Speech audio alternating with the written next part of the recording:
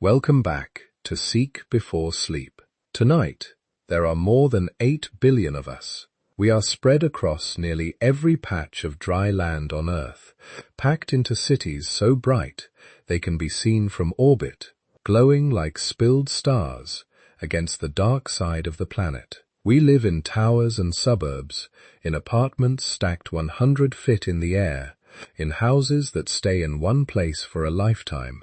We sleep behind locked doors, beside roads above buried pipes, surrounded by strangers we will never meet, and almost all of us take it completely for granted. The settled life feels like the most natural thing in the world. It feels like where humans were always heading, but it isn't, not even close. For something like 300,000 years, our species lived a completely different way.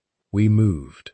We followed the seasons, the herds, the ripening of wild plants, the memory of where water gathered after the rains. We carried what little we owned on our backs, and left almost nothing behind. We slept under different skies, week after week. No house, no fields, no granary, no walls. And here is the part that should stop you for a moment, just as you're settling in to drift off. That way of living was not a failure. We escaped. By a great many measures, it was better than what came next. Because somewhere around 12,000 years ago, in a small handful of places scattered across the world, human beings did something genuinely strange. They stopped moving. They built houses that stayed put. They planted seeds and waited months for them to grow. They crowded together in the first villages, then the first towns, then the first cities. And when we dig up the bones of the people who did this, when we measure their skeletons and read the wear on their teeth, we find something almost unbelievable. Those first settlers were by and large worse off than the wanderers who came before them.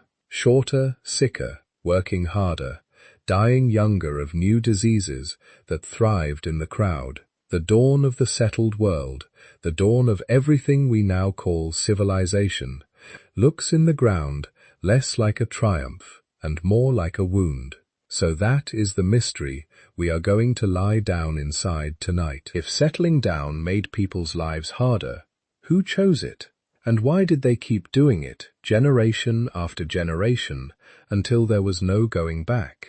Why did it happen not once, but several separate times, in places that had never heard of one another, on different continents, with different plants and different gods? The first cities, in a very real sense, were not supposed to exist. Nobody woke up one morning and decided to invent civilization because it sounded like an improvement. Something pushed, something pulled, something forced the first humans to put down roots in ground they could no longer leave. And what that something was is one of the deepest and most genuinely unsettled questions in the whole human story. And think for a moment about how strange the repetition is. If settling down was simply a clever idea, a trick one brilliant group stumbled onto and passed to its neighbors, we might expect it to spread outward from a single point, like ripples from a stone dropped in a pond. But that is not what the ground shows us. It happened in the hills and river valleys of the Middle East. It happened quite separately in the river country of China, with rice and millet instead of wheat. It happened again in the highlands of Mexico, with maize, and in the Andes, and in the swamps of New Guinea, and very likely in still more places we are only beginning to understand. Different plants, different animals, different gods, different languages, different skies overhead, peoples who could not possibly have spoken to one another, separated by oceans and tens of thousands of years, all reached more or less independently for the same astonishing and costly idea at roughly the same chapter of the human story. That is not the fingerprint of a fashion, spreading from village to village. That is the fingerprint of a pressure, something pushing on the whole species at once, in the same direction, whether anyone wanted it or gory. We are going to take it slowly. We have all night. We will walk back into a world without a single building anywhere on Earth, and we will move forward, century by century, watching the strangest transformation our species ever went through. We will meet people who settled down before they knew how to farm. We will stand in front of a temple raised by hunters before anyone had planted a field. We will visit the first town with a wall around it, and the first place where thousands of people lived stacked together with no streets at all, climbing into their homes through holes in the roof. And we will arrive eventually at the first true cities on a hot southern plain between two rivers, where everything we recognize as the modern world quietly began. Before we go, two small things, and then I will let my voice carry you off. If you are listening to this to fall asleep, that is exactly why it exists. There is no need to stay awake for any of it. Let the words blur. Let the details slip past.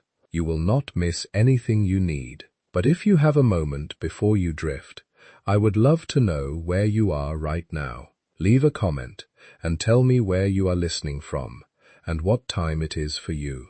It is one of my favorite things about doing this. I will read through and find someone listening in the small hours in Buenos Aires, someone on a grey commute in Manchester, someone in Manila, where the day is just getting started, someone in a quiet bedroom in Ohio, all of us awake or half awake at the same strange moment, somewhere on this crowded planet, kept company by the same slow story. It makes the whole thing feel a little less lonely. So tell me where you are. I really do read them. And if you would like to support what we do here, the very best way is to follow us on Spotify. You can listen there completely free, with no ads to jolt you awake, and no background music to distract you. Just the story, and the dark, and the quiet. The link is down in the description. Following along on Spotify genuinely helps more than you would think, and it costs you nothing but a tap. That is all. Get comfortable. Let your shoulders drop. We are going back now, far back to a green and empty world, long before the first brick was ever laid, when every human being alive was a traveler, and the very idea of a city would have sounded like a kind of madness, because to the people we are about to meet, in a way it was. So let us go there. Close your eyes and put yourself in that green and empty world. You are part of a small band, perhaps 25 or 30 people, almost all of them related to you in one way or another. You have known every face since you were born. There is no leader giving orders. Not really. No king, no chief, no one who can tell you what to do and make it stick. There are people whose word carries weight because they are wise or skilled or generous, but there is no throne, and there are no taxes because there is nothing yet to tax. You wake when the light comes. You sleep when it goes, and the whole of your wealth, everything you own in the world, you can pick up and carry in your two hands. This is the life nearly every human being lived for nearly the whole of our existence as a species. When we picture the deep past, we tend to imagine it as a desperate scramble, a grim daily fight against starvation, lives that were, in the famous old phrase, nasty, brutish, and short, and there is no point pretending it was gentle.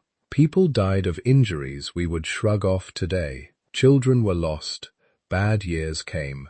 But the grim picture, the idea that foragers were always one missed meal from death, turns out to be surprisingly hard to support once you actually look at how such people live. In the middle of the last century, anthropologists began spending long stretches of time with the few groups of mobile hunter-gatherers still living something close to the old way in the Kalahari, in the forests of Central Africa, in the Australian outback. and what they found genuinely surprised them.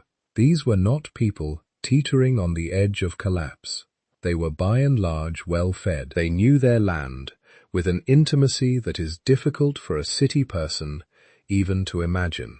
The kind of knowledge where you can read the age of a footprint, name 200 plants and what each one is good for, predict where the animals will be 3 valleys over by the slant of the season, and startlingly, they seem to get all of this done without working themselves into the ground. One anthropologist, Richard Lee, tried to actually count the hours. He followed a group of foragers in the Kalahari and tallied how much time they spent on the work of staying alive, the hunting and the gathering and the food preparation.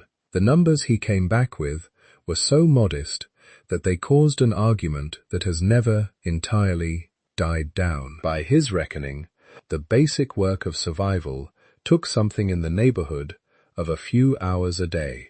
The rest of the time was for resting, for visiting, for talking, for making things, for the long, slow social life of a small group of people who have known each other forever.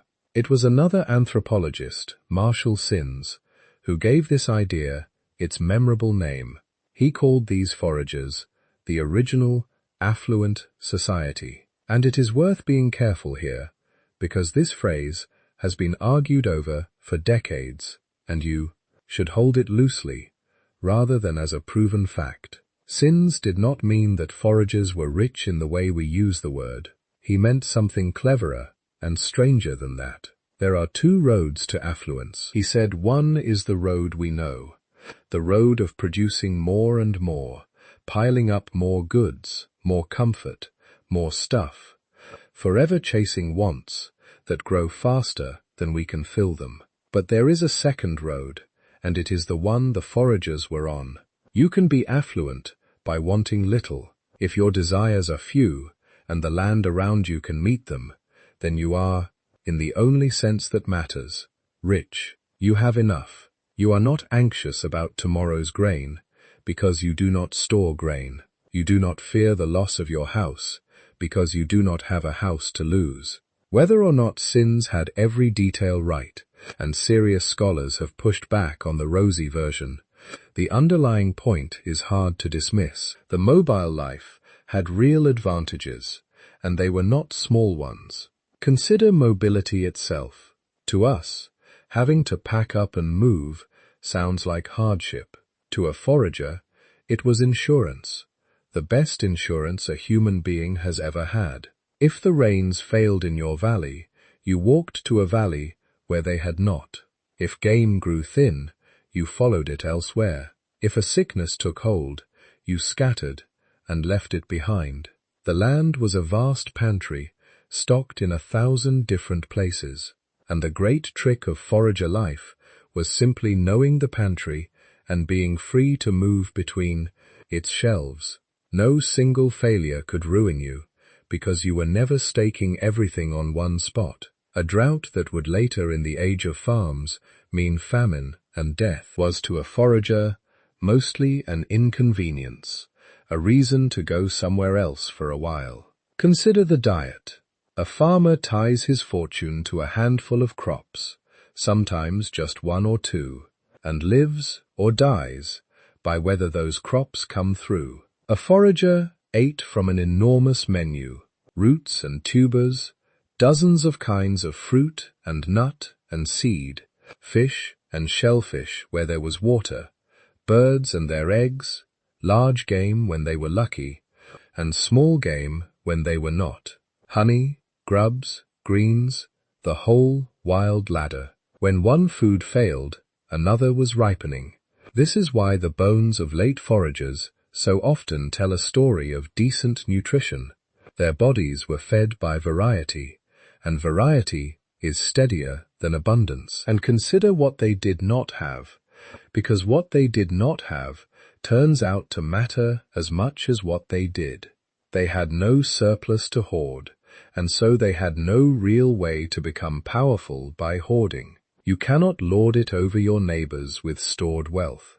If there is no stored wealth, If everything spoils, or has to be carried in group after group, anthropologists found that the old foraging societies were fiercely, almost aggressively equal. The successful hunter who came home with a great kill was not celebrated as a hero. Often he was teased, mocked, cut down to size. The meat passed around and shared out as though it were nothing special, precisely so that no one could use generosity as a ladder to climb above the rest. They had elaborate customs, in other words, whose whole purpose was to stop anyone from getting too big. They had seen, perhaps, what we are about to watch happen, and they were guarding against it without ever naming it. This, then, is the baseline. This is the deep, comfortable groove our species ran in for hundreds of thousands of years. Few possessions and few worries. The freedom of the open road.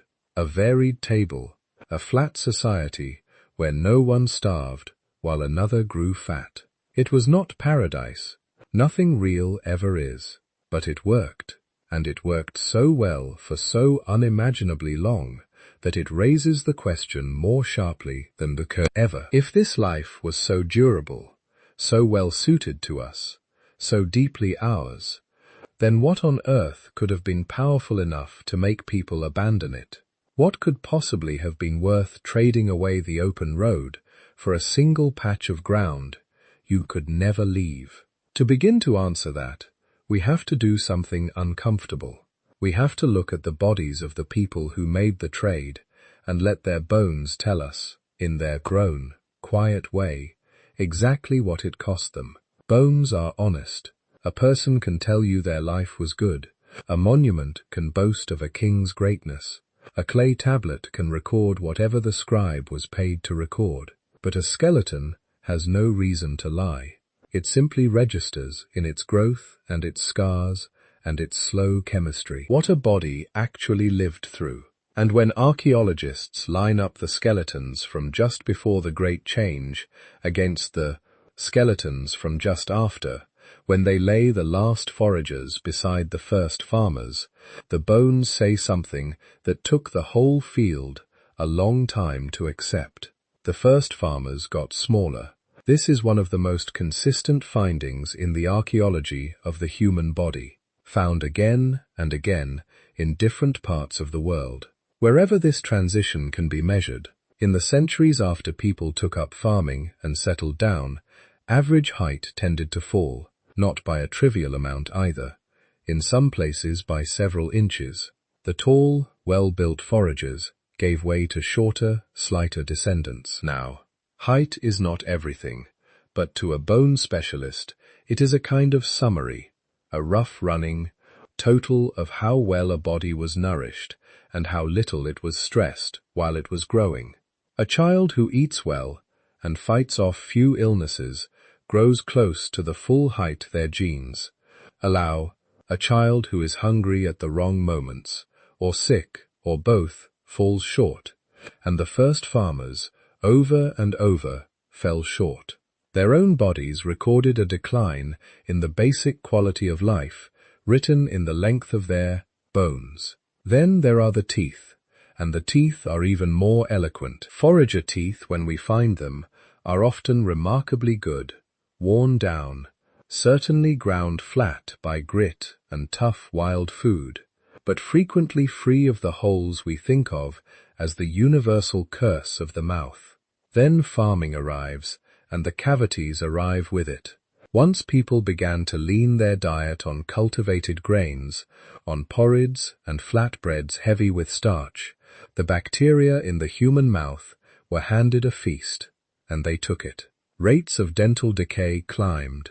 Teeth rotted in jaws that a few generations earlier would have stayed sound. If you could have walked through one of those early farming villages, you might have noticed it in people's faces, in the way they ate, in the quiet, everyday misery of aching, abscessed teeth, a misery so common that it was simply part of being a settled person.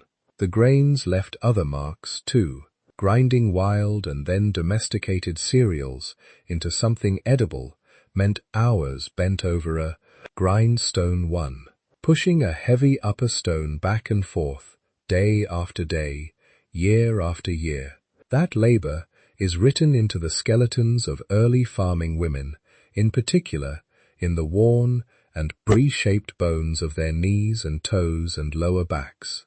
The body's record of a task, repeated 10,000 times.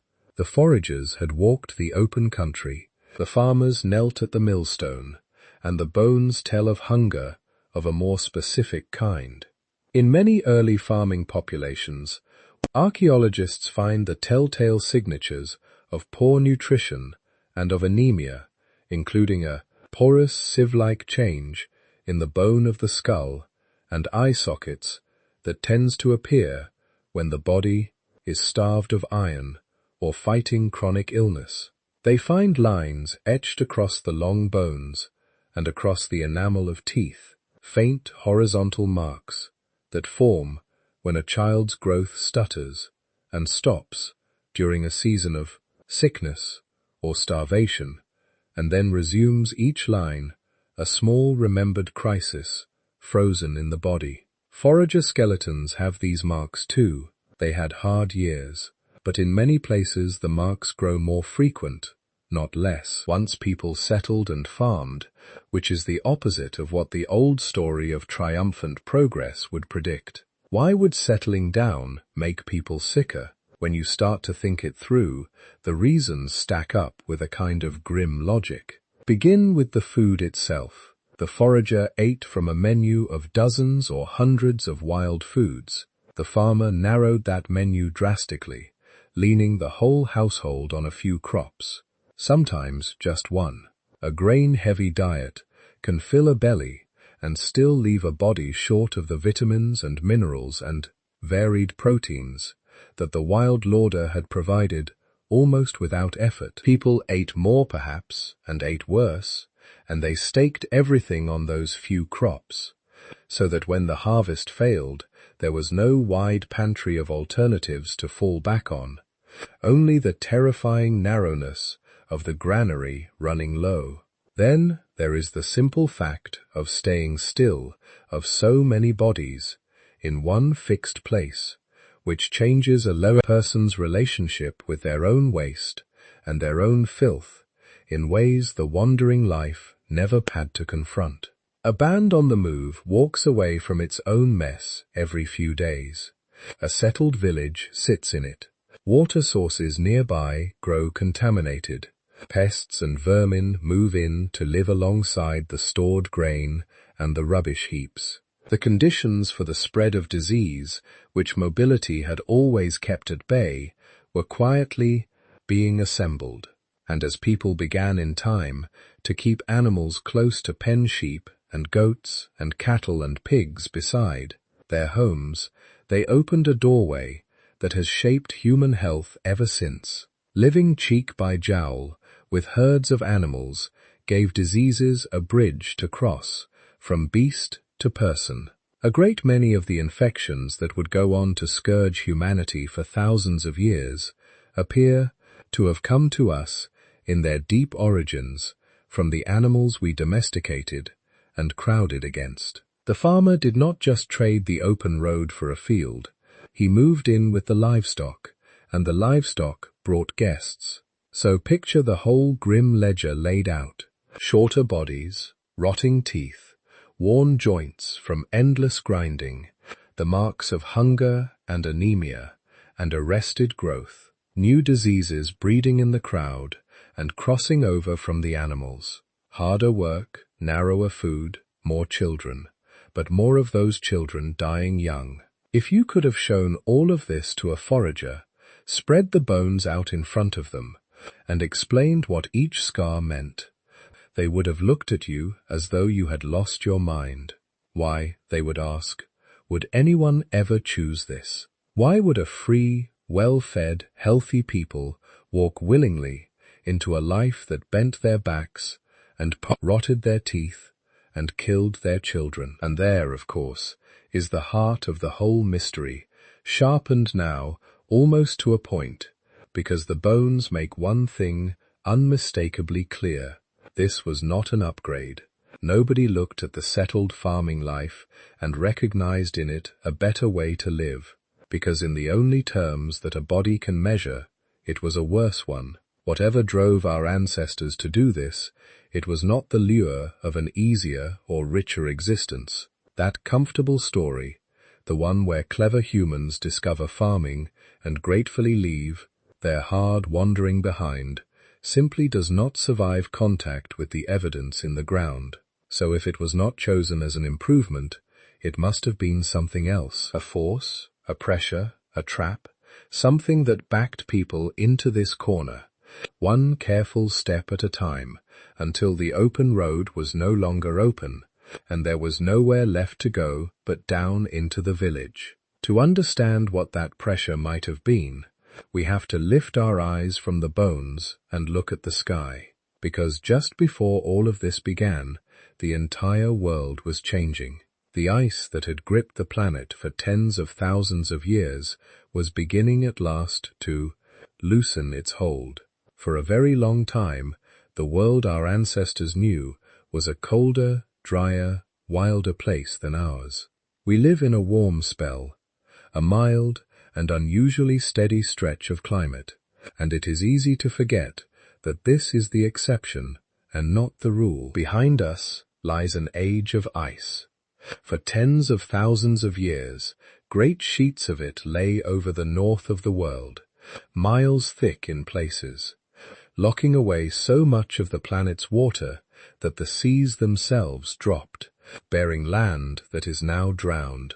The world was windier and dustier. Forests shrank back toward the equator. Desert spread. And through all of it, the human beings we have been following carried on as they always had, walking the cold open country, following the herds across landscapes that would seem to us harsh and bare. Then slowly, the ice began to let go. Around 20,000 years ago, the Great Freeze reached its worst, and then gradually, the planet started to warm. This was not a single smooth slide from cold to comfortable. The climate of that long thaw lurched and staggered. It would warm for a while, then plunge back toward the cold, then climb again, like a fever breaking in fits and starts. But the broad direction was set. The ice sheets over thousands of years began their slow retreat toward the poles. Seas crept back up the drowned land. Rains shifted. Plants that had huddled in scattered refuges began to spread out across newly hospitable ground. The whole stage on which the human story plays out was being rebuilt scene by scene across a span of time longer than all of recorded history. And then, just as things seemed to be settling into warmth, the world delivered one last brutal shock. It is called the Younger Dryas, named for a little Arctic flower whose pollen, found suddenly thick in old layers of mud, told scientists that the cold had come roaring back. Roughly 12 to 13,000 years ago, after the long thaw had been steadily warming the planet, the climate slammed in reverse. In the space of what may have been mere decades, much of the northern world tumbled back toward Ice Age conditions. The cold returned. The rains failed. Places that had been growing green and generous turned harsh and dry once more. We are still arguing over exactly what caused it, whether a vast pulse of cold meltwater disrupted the great ocean currents that carry heat around the globe, or some other trigger, and you can hold the cause as an open question. But the effect is not in doubt. For something like 1,000 years, the warming world was thrown back into deep cold, and then, just as abruptly, perhaps within a single human lifetime, the Younger Dryas ended. The warmth returned faster than before, and this time it stayed. Around 11,700 years ago, the planet stepped into the long, mild summer we still live in today, the warm and steady age that gave farming and cities and all of us our chance. And it is that word steady that may matter even more than the word warm, because here is something easy to overlook. Throughout the whole long age of ice, the climate had not only been colder, it had been wildly, violently unstable, swinging from one state to another on timescales of decades, lurching between wet and dry, mild and frozen, with little warning. And you cannot farm in a world like that. Farming is a gamble on the future. You bury good edible seed in the ground in the spring, food you could have eaten, and you stake the next year on the weather, behaving roughly as it did the last, in a climate that might turn on you within a generation. That is a fool's bet, and no sane people would have made it. Only when the world finally calmed, when the seasons began to come around with something like dependable regularity, year after year, did it become possible to plant in trust that there would be a harvest.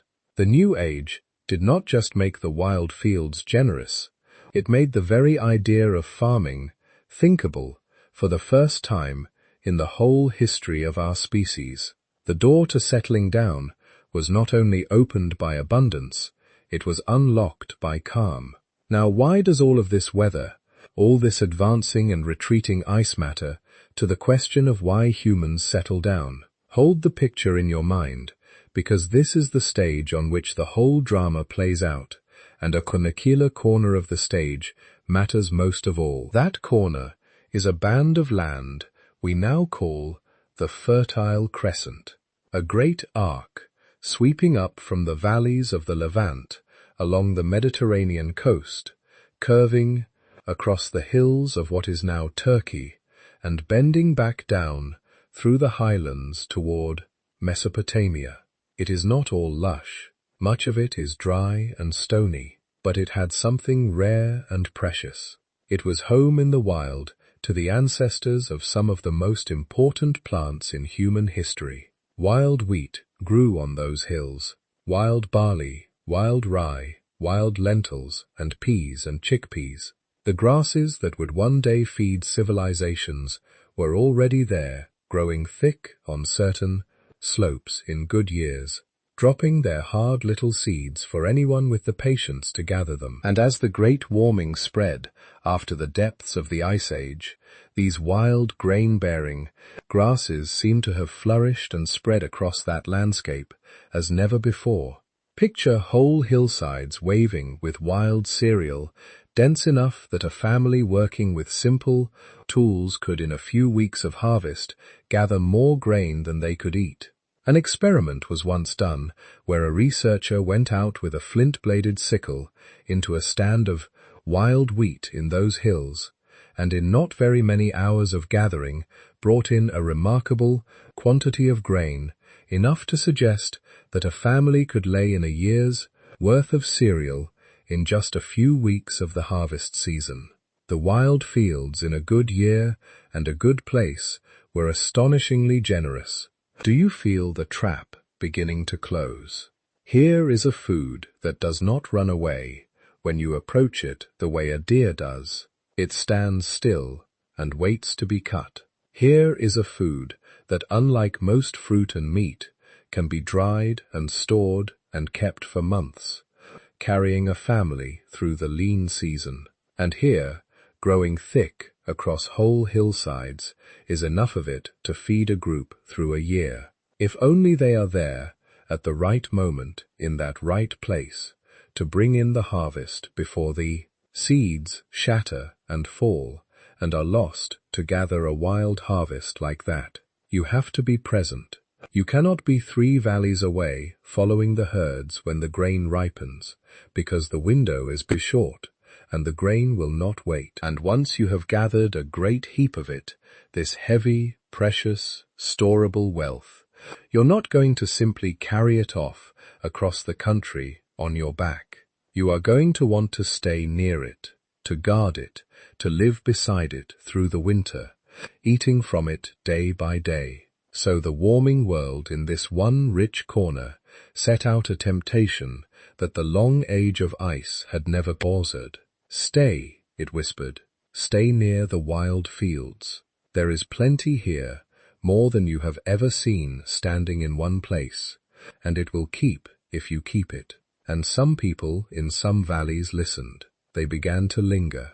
They began to stay through the seasons in places they would once have only passed through. They started to put down something dangerously close to roots. And then, just as a few of them had begun to settle into this comfortable new arrangement, the cold of the Younger Dryas came down on them like a closing fist. The generous wild fields, the ones they had begun to depend on, began to fail. To understand what that meant, and what those first reluctant settlers did about it, we need to meet them.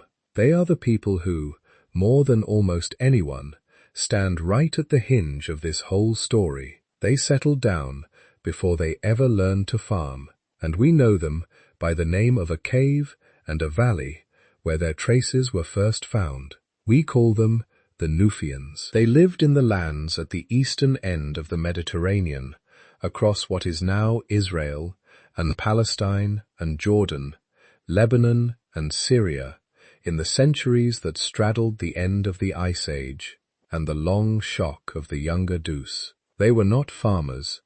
Let us be very clear about that, because it is the whole point of them. The Natufians planted no fields. They bred no crops. They were by every definition we use hunter-gatherers, living off the wild. And yet, when we uncover the places where they lived, we find something that should not, by the old story, exist at all. We find that they stayed. They built houses, not grand ones, but real ones, round and partly sunk into the ground, with low walls of stone and floors that were used and reused and built over.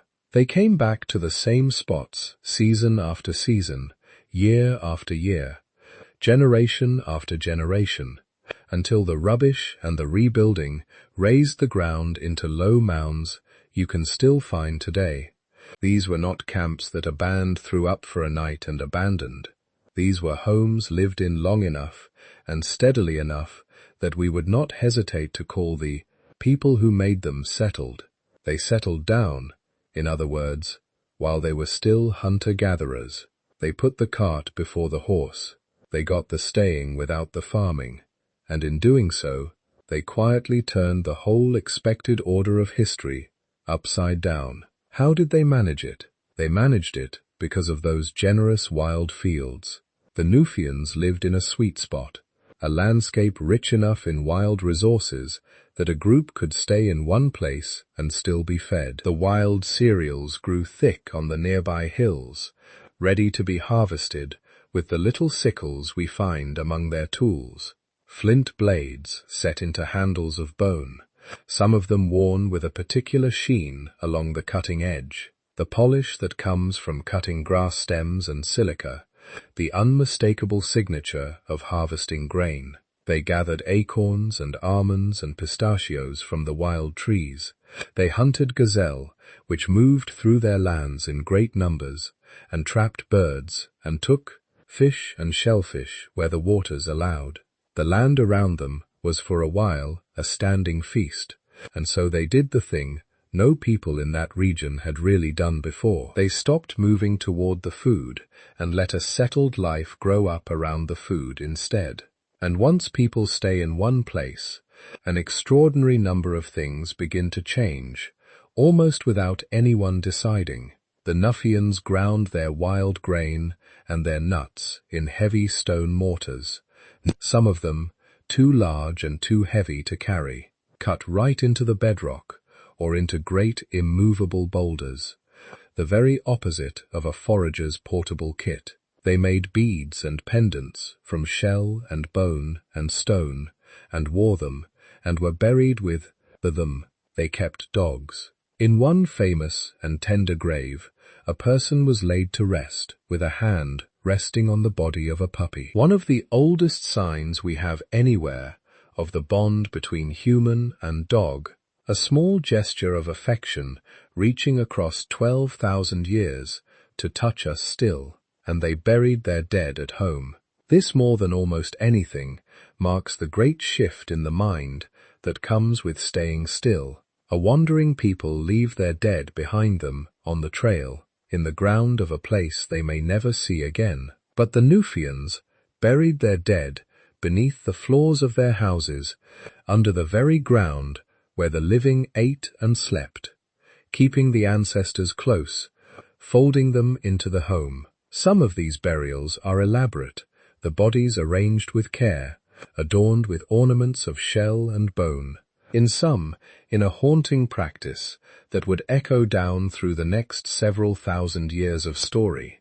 The skull was later removed from the buried body and kept apart, treated specially as though the dead remained members of the household present, and consulted and honored long after the breath had gone. To settle down was not only to keep your grain in one place, it was to keep your dead in one place, and through them to bind yourself to the ground in a way a traveler never could. So here is a people who had, in a sense, the best of both worlds, the richness and freedom of the wild, but with the comforts of a real home, the storable grain, the stone hearth, the company of dogs, the nearness of the ancestors. For a while, in the warm, generous centuries after the ice, it must have seemed like a discovery without a cost. They had found a way to be settled and well fed, and still free of the grindstone of true farming. They had reached, perhaps without quite knowing it, the gentlest possible version of the settled life. And then the trap sprang shut. The Younger Dryas came down on their world.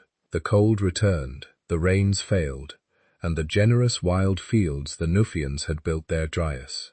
Whole settled way of life around began to wither. The standing feast thinned out.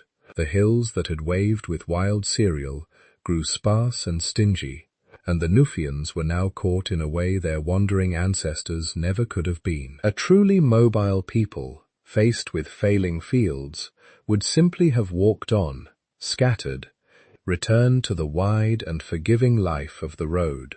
But the Nufians had houses now. They had heavy stone mortars cut into the bedrock. They had their dead beneath their floors, and their ancestors in the walls. They had built a life that was rooted to particular places, and when those places turned against them, they could not so easily pull the roots back up.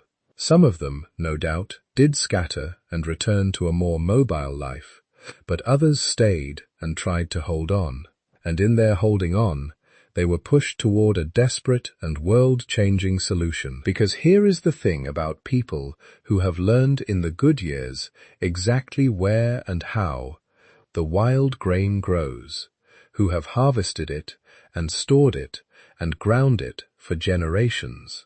Such people know precisely what a seed is and what it does when it falls on open ground, and how a fistful of last year's grain pressed into the soil can become a whole stand of this year's.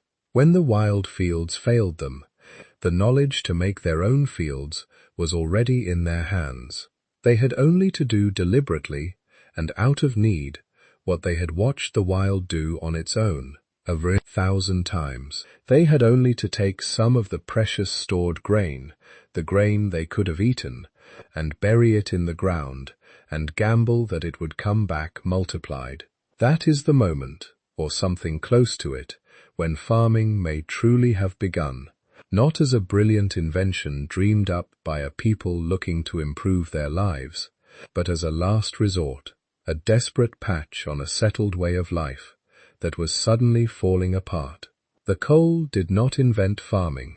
The Nufians did not set out to, but a settled people squeezed by a failing climate, with stored grain in their hands, and the knowledge of seeds in their heads, were maneuvered into it step by step, until there was no other way to feed the village they refused to abandon. Sedentism first, crisis second, farming third, as the answer to the crisis.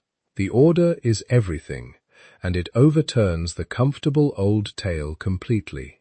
We did not invent farming and then settle down to enjoy its fruits. We settled down first, for reasons of wild abundance and the comforts of home, and then, when that abundance failed us, we invented farming, because by then we had trapped ourselves, and there was nothing else left to do.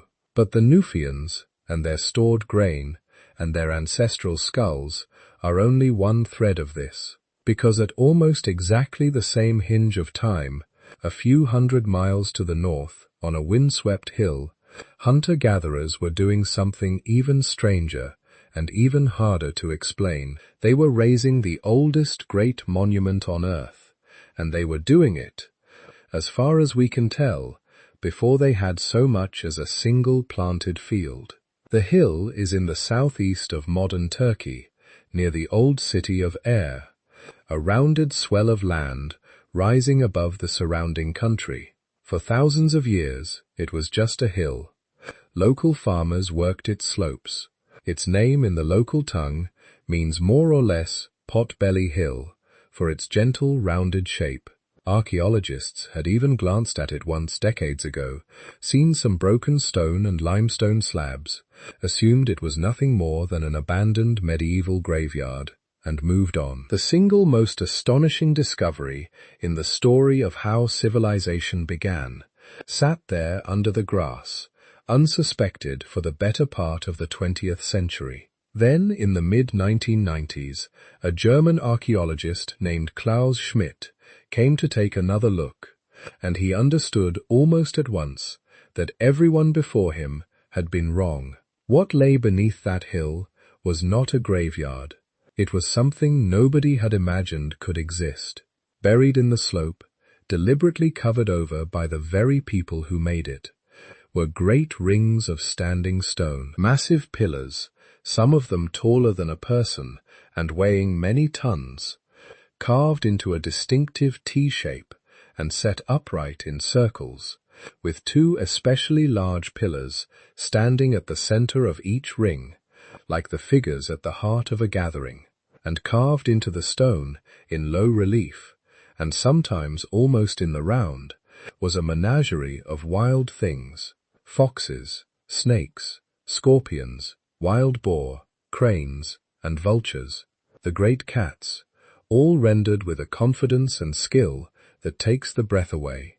On some of the central pillars, arms and hands are carved along the sides, and a belt and a loincloth at the base, as if the stone itself were a vast, abstract, watchful being. This was a monument, a place built not to live in, not to store grain in, not for any obvious practical use at all, but a place built, it seems, to gather, to face these great carved stones, to do whatever it was they came there to do.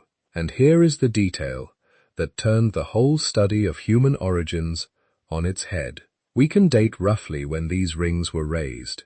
The oldest of them go back something like 12,000 years, which places their building astonishingly early, right at the very dawn of the settled world, in the same deep window of time as the Nufians to the south. And the people who quarried these many-ton pillars, who carved the animals, who dragged the stones into place and raised them upright and set them in their rings, appear to have been hunter-gatherers. There is little sign in the early phases of farming, no fields of domesticated grain, no herds of domesticated animals. The bones in the rubbish are the bones of wild game. The plants are wild plants. By every sign we can read, this colossal thing was built by people who still lived off the wild. Sit with how strange that is. The old story, the comfortable one, ran in a clear and sensible order. First, people invent farming. Farming produces surplus food. Surplus food frees some people from the daily search for dinner. Those freed people can then become priests and builders and artists, and only then, with full bellies and free hands, can a society afford to raise great monuments to its gods. Civilization, in that telling, is something you can only afford once farming has made you rich. Religion and monuments are the luxury that comes last. the flour on top of the grain. Göbekli, if we are reading it rightly, turns that order completely around. Here is a monument that comes first, raised by people who had not yet invented the farming that was supposed to make such a thing possible, and that led Klaus Schmidt to a genuinely revolutionary suggestion, one you should hold as a striking idea still very much under debate, not as a settled fact. What if it was not farming that made the temple possible? What if it was the temple that made farming necessary? Think it through gently, the way you might turn a stone over in your hand. Suppose that across this whole region, scattered bands of hunter-gatherers shared something, a set of beliefs, a reverence for these wild beasts, a need to gather at a sacred place. Suppose that the urge to come together, to raise these stones, to hold whatever rites were held in those rings, drew people to this hill from far around in numbers, and for stretches of time that no ordinary forager camp ever required. Now you have a problem that is also perhaps an engine. You have crowds gathering at a fixed place, and crowds have to be fed. Feeding a great gathering of people in one spot over and over, year after year, is exactly the kind of pressure that might push a people toward controlling their food supply more tightly, toward harvesting the wild cereals of the surrounding hills more intensively, toward tending them, encouraging them, and at last cultivating them outright. In this strange and beautiful idea, it is not full bellies that give rise to the temple. It is the temple and the hungry crowds it summons that drive people toward the fields. The sacred came first, and farming followed in its wake, to feed the faithful.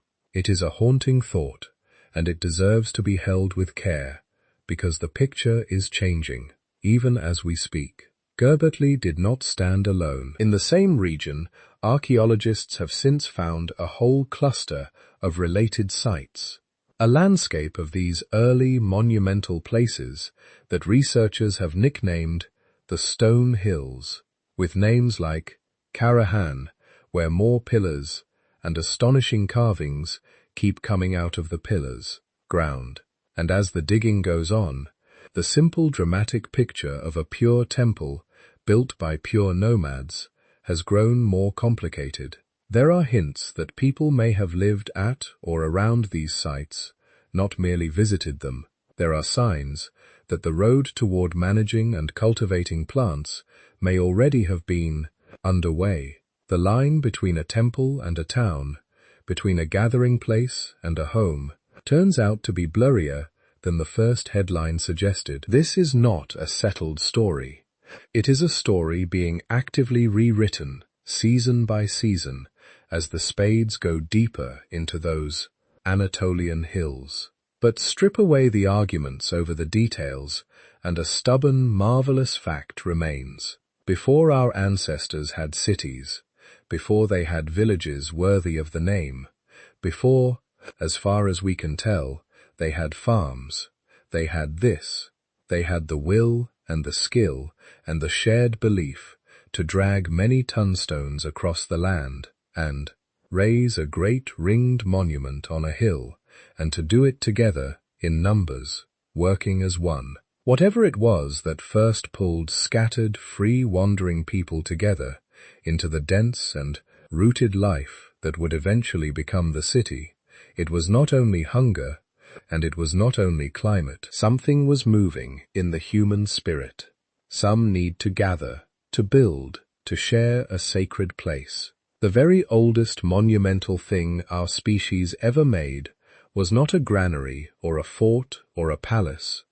It was, it seems, a temple, and that may be one of the most important clues we have to the whole mystery of why we ever stopped wandering at all. We have gathered now several threads, a warming, steadying world, generous wild fields, and the temptation to stay, a cold shock that turned the fields against the people who had come to depend on them, and a strange pull toward gathering and building that ran even deeper than the belly. It is time to lay these threads side by side and ask the question this whole story has been circling. When the experts argue late into the night over what truly forced humans to settle, what exactly are the answers they reach for?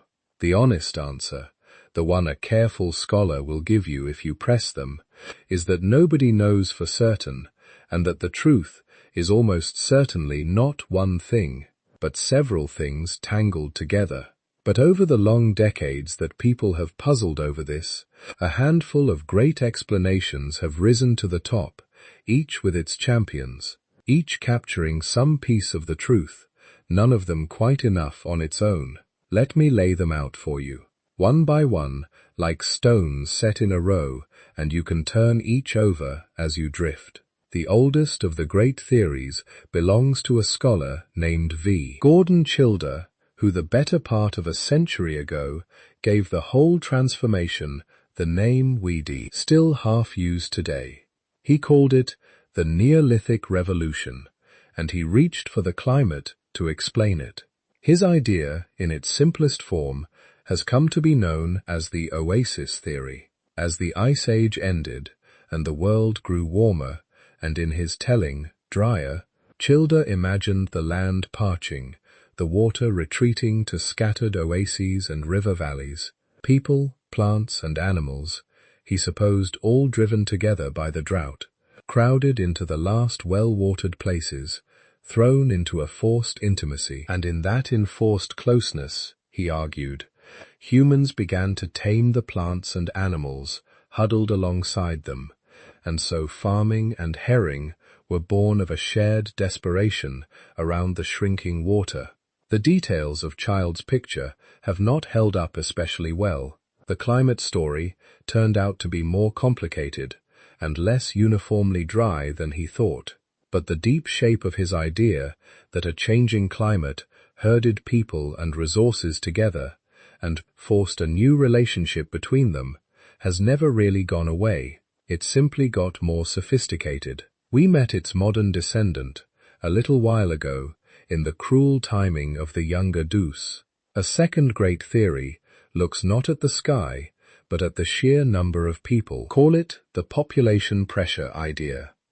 Its argument runs like this. In the good, warm, generous centuries, with the wild fields lush and the game plentiful, human numbers in the richest regions crept upward, settled and semi-ettled people, no longer spacing out their children the way constant travel encourages, had more babies who survived, and a growing population in a fixed region is a slow building pressure with nowhere to vent. Eventually, there are more mouths than the wild land gathered in the old freeway can comfortably feed. And at that point, a people face a hard choice.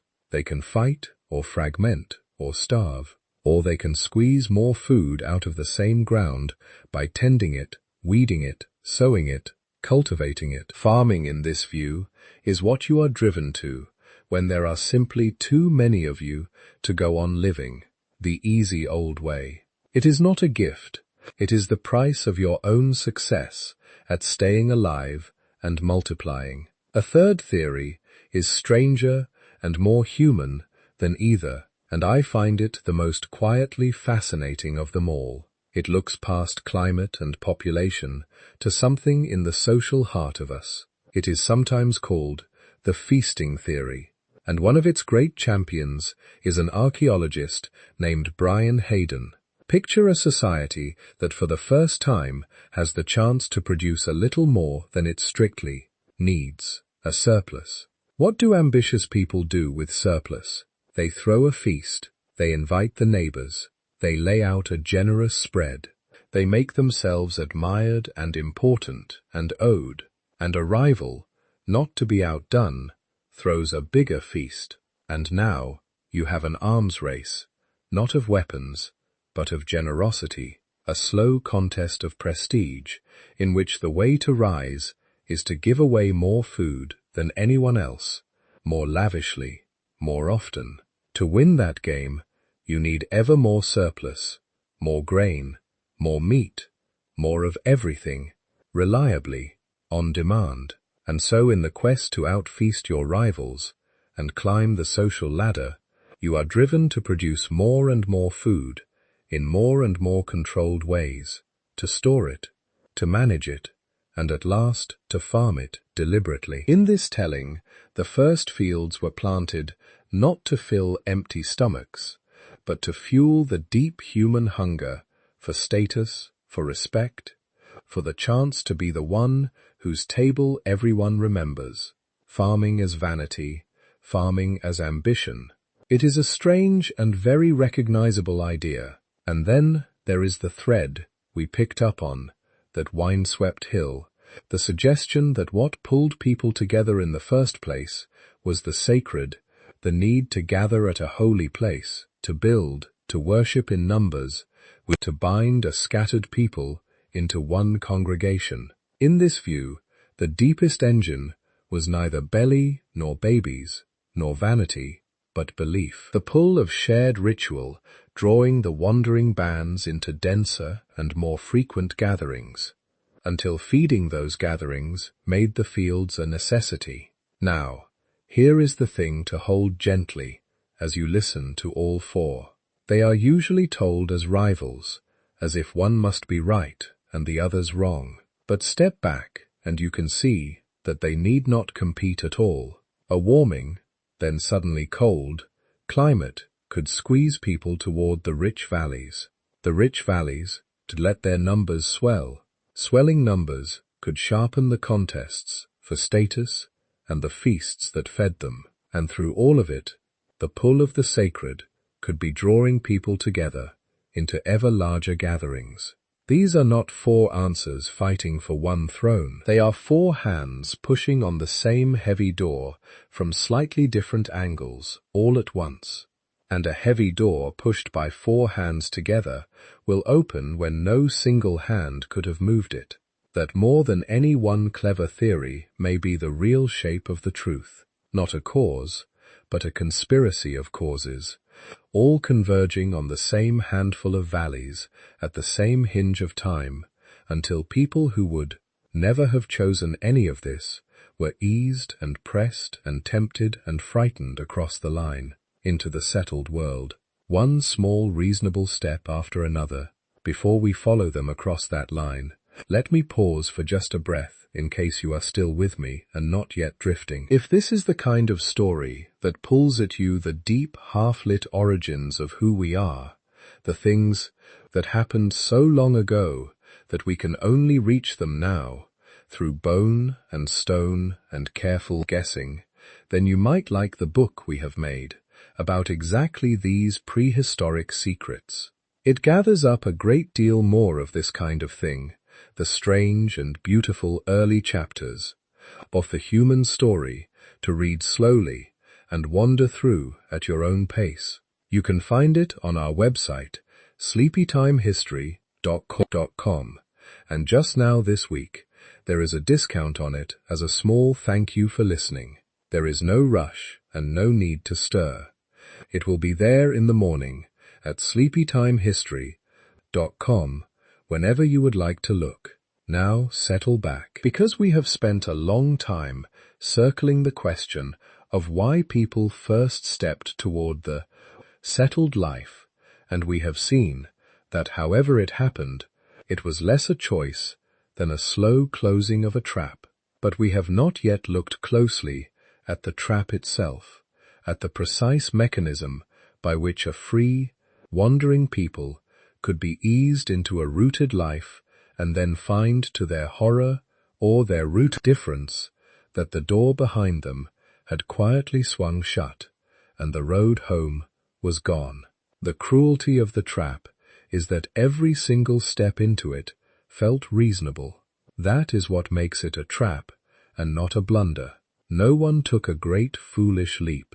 People took small, sensible, well-meant steps, each one a slight improvement on the moment before, and the steps added up over generations to a place from which there was no walking back. Let me show you the door swinging shut, hinge by hinge, because once you see the mechanism, the whole mystery softens. into something almost gentle, almost forgivable. It begins, as we have seen, with staying near the wild fields, then with storing some of their grain.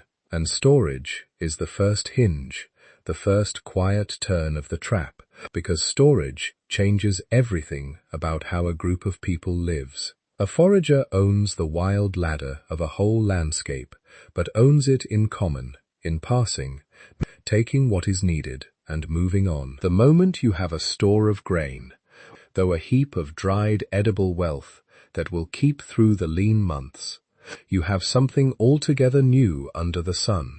You have property that sits still. You have a thing that can be counted, hoarded, defended, inherited, and stolen. And you have for the first time a powerful reason never to leave it. The grain in the pit is the food that will get your family through winter. You cannot wander off and abandon it. You must stay near it, watch it, guard it. The store that was meant to free you from the fear of hunger becomes the chain that binds you to one spot. The second hinge is the seed itself and the long, slow, unintended taming of the plants. When people began, even casually, to scatter some grain and harvest what came up, they set in motion a change they could not have foreseen. Out in the wild, a cereal plant survives by scattering its seeds violently the moment they ripen, the seed head shattering, flinging the grain to the wind so it falls and takes root. But a plant that shatters drops its seed on the ground before a harvester can gather it.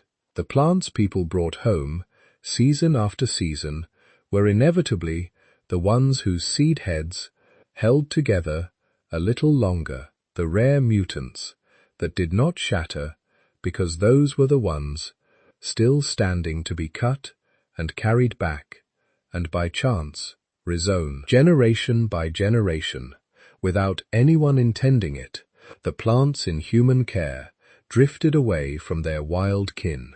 They grew larger seeds. They held those seeds tight instead of casting them to the wind. And in time, they crossed a threshold. They became so dependent on people to free and plant their seed that they could no longer reproduce on their own. We had made plants that needed us, but the bargain ran both ways. And this is the part that catches in the throat. For just as surely we had made ourselves into people who needed the plants, who had reorganized our whole existence around their planting and tending and harvest, and who could no longer simply walk away into a wild that had grown too thin and too distant to feed us. There is a famous and provocative way of putting this, and you should take it as a vivid lens rather than a literal account, but it is worth turning over in the dark. It is sometimes said that we did not domesticate wheat so much as wheat domesticated us. Look at it from the wheat's point of view. The writer Yuval Noah Harari has suggested a little mischievously. 10,000 years ago, wild wheat was just one scrubby grass among many growing in a small corner of the Middle East. And then within a few thousand years, it had spread across vast stretches of the planet, tended and watered and protected and propagated by a devoted servant species that cleared the land of weeds, carried it to new continents, and bent its own back daily to its needs. By the only measure evolution recognizes the sheer spread of one's kind across the earth. Wheat was the spectacular winner of that bargain, and we who broke our bodies, stooping over it, were arguably the ones who had been tamed. It is a way of seeing that turns our pride upside down. We tend to imagine farming as the moment humanity took command of nature.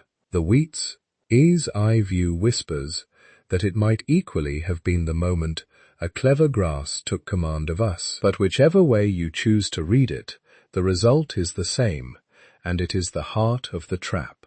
With every generation, the settled farming life put down deeper roots that could not be pulled up. Population is the third great hinge, and perhaps the most merciless. A mobile forager mother could carry only one small child at a time across the long distances of the road, and so children were spaced years apart, and numbers grew slowly. But a settled mother, staying in one place, with stored grain, to make soft foods for the young, could raise children closer together. Settled populations swelled.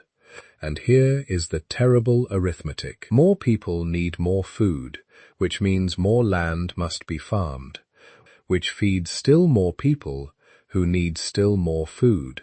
It is a ratchet that turns only one way. Once your numbers have grown on the back of farming, you cannot simply choose to go back to foraging, because the old wildlife could never have fed so many. The land that supported a few hundred wanderers could not support the few thousand farmers their descendants had become. To abandon the fields now would not be a return to freedom, it would be famine. The very success of farming, the extra mouths it brought into the world, slammed the door on any retreat, because there were now far too many people to feed in any way but the new one. So, picture the whole trap fully sprung. You cannot leave, because your stored grain is here, and you would starve without it. You cannot go back to the wild, because there are too many of you now, and the wild could never feed your numbers. You depend utterly on plants that depend utterly on you. The two of you locked together, unable to let go, and you work harder than your free ancestors ever did, and your body pays for it in the ways the bones recorded. And somewhere in the back of the collective memory, there may even linger old stories of an easier, freer time, a garden you have somehow been cast out of, but you cannot return, not because anyone is stopping you, because the door has closed quietly behind you and your parents and their parents, one reasonable step at a time, and the road home is simply finally gone.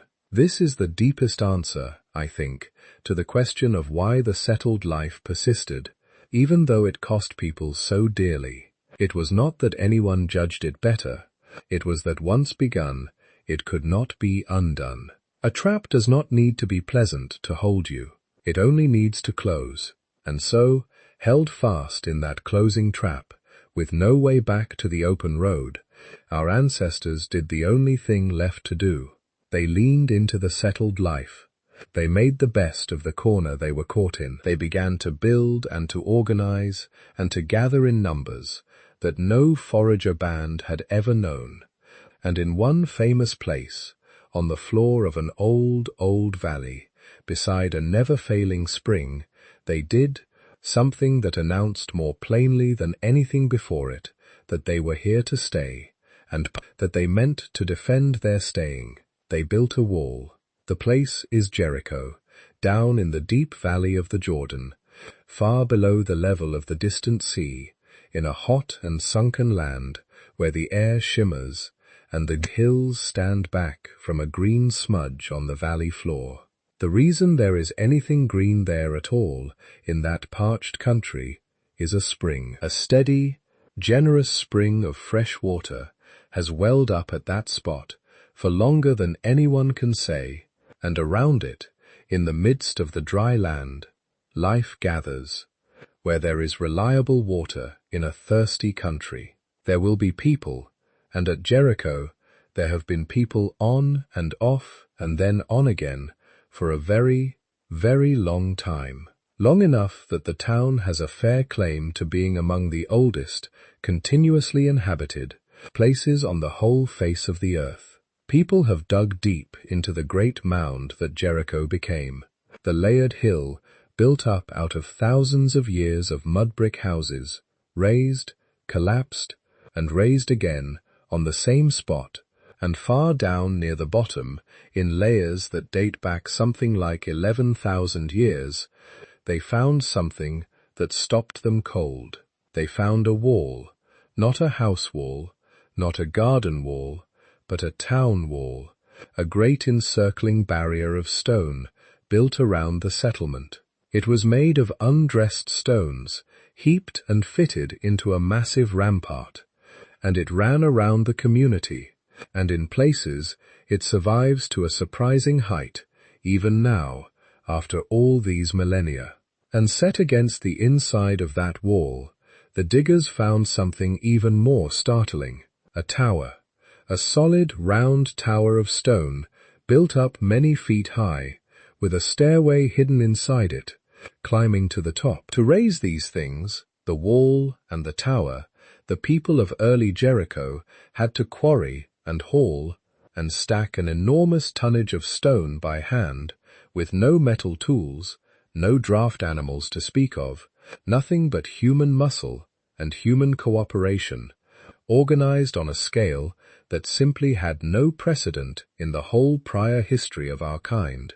Stop and feel the weight of that. These were people only a few steps removed from the wandering foragers we began with, and here they were, pooling the labor of the whole community year upon year to build something monumental, something that belonged to no single family, but to the settlement as a whole. The Wall of Jericho is one of the first times in the human story that we can see a large group of people subordinating themselves to a shared project bigger than any of them, a project that required planning, coordination, the giving of orders, and the following of them on a scale that the flat, free, equal life of the forager had never demanded. To build that wall, Jericho had to become something more than a cluster of households. It had to become, in some sense, a single thing, a community that could act as one. Picture the work of it. Picture a morning in that valley 11,000 years ago, the heat already rising off the stones, and dozens upon dozens of people out at the edge of the settlement, not hunting, not gathering, not tending their own small plots, but laboring together on this one vast thing that would feed no one and shelter no single family. Someone has to decide which stones and from where. Someone has to organize the carrying, the long lines of people moving rock from the quarry to the rising wall. Someone has to plan the tower to keep its round shape true as it climbs to set the hidden stair, turning up inside it. And all the while, those laborers have to be fed, which means others are working to feed them, growing and grinding and cooking for mouths that are busy building rather than farming. A wall like this is not just a heap of stones. It is a sign frozen in rock that a few hundred people had learned to act as a single coordinated body, to set aside their own immediate needs for a shared work that none of them would have undertaken alone. That capacity, the capacity to organize many hands toward one end, is the hidden engine of everything that civilization would later build. And at Jericho, we may be watching it stir into life for one of the first times anywhere on Earth. And here is where it grows. Genuinely mysterious, because nobody is quite certain what the wall was for, and the leading guesses tell us very different things about what life had become. The most obvious thought is defense, that the wall was raised to keep enemies out that settled. People with stored grain had become a tempting target for raiders and had to learn for the first with time to fortify themselves against other human beings. If that is right, then the wall is a dark milestone, the first hard architecture of war, proof that the new-rooted life had bred a new fear, the fear of being attacked for the wealth you could no longer carry away and hide. But not everyone is convinced.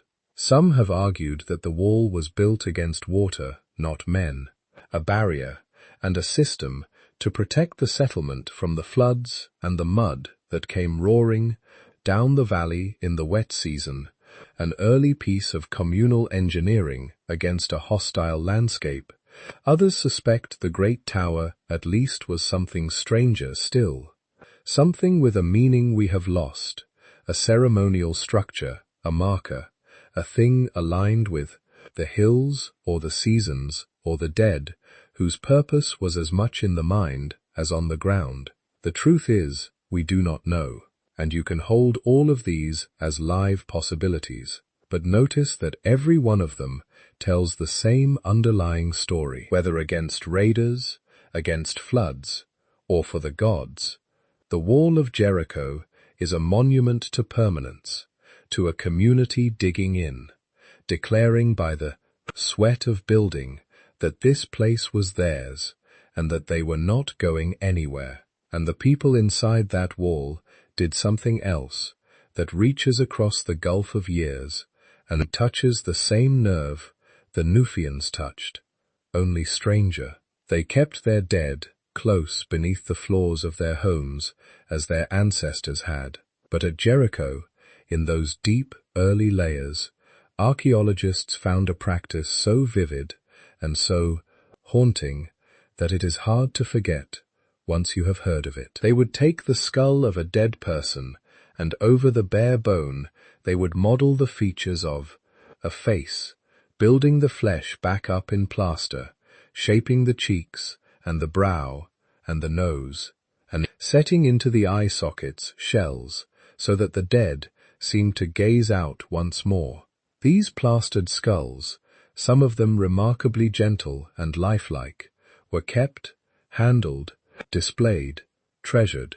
The remembered faces of grandparents and parents made present again.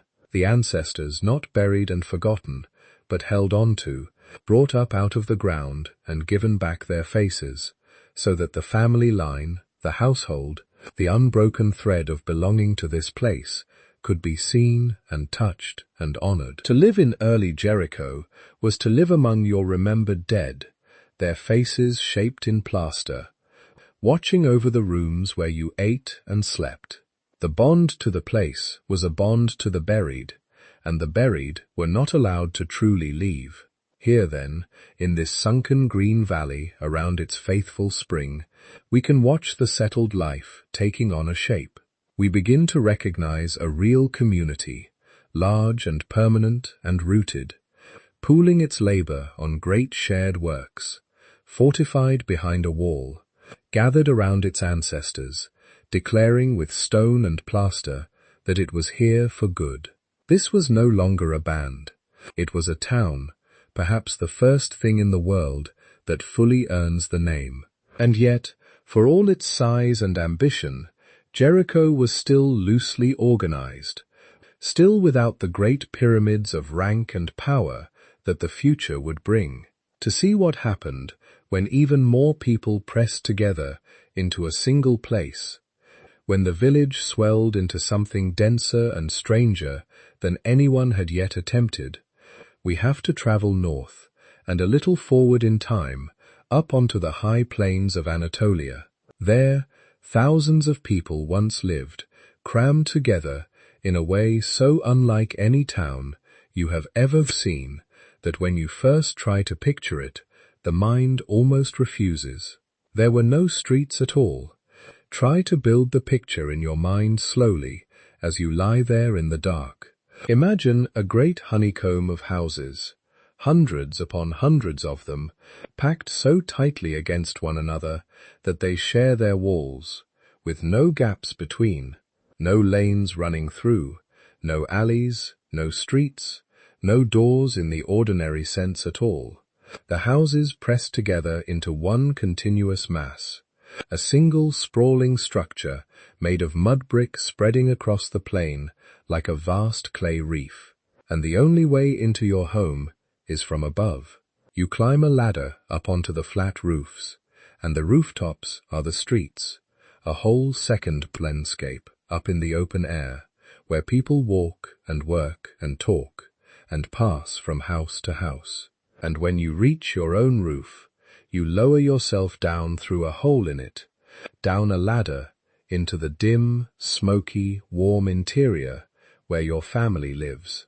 This was Çatalhöyük, on the high plains of central Turkey, and for well over 1,000 years, beginning around 9,000 years ago, several thousand people made their lives there in this strange close roof walking way. It is one of the largest and most fully settled communities of its great age that we know, anywhere, and walking through what remains of it, even in the imagination, is a deeply disorienting thing, because it is so utterly unlike our idea of a town. We think of a town as a thing organized around its public spaces, its squares and streets and marketplaces, the open ground between buildings, where the shared life happens.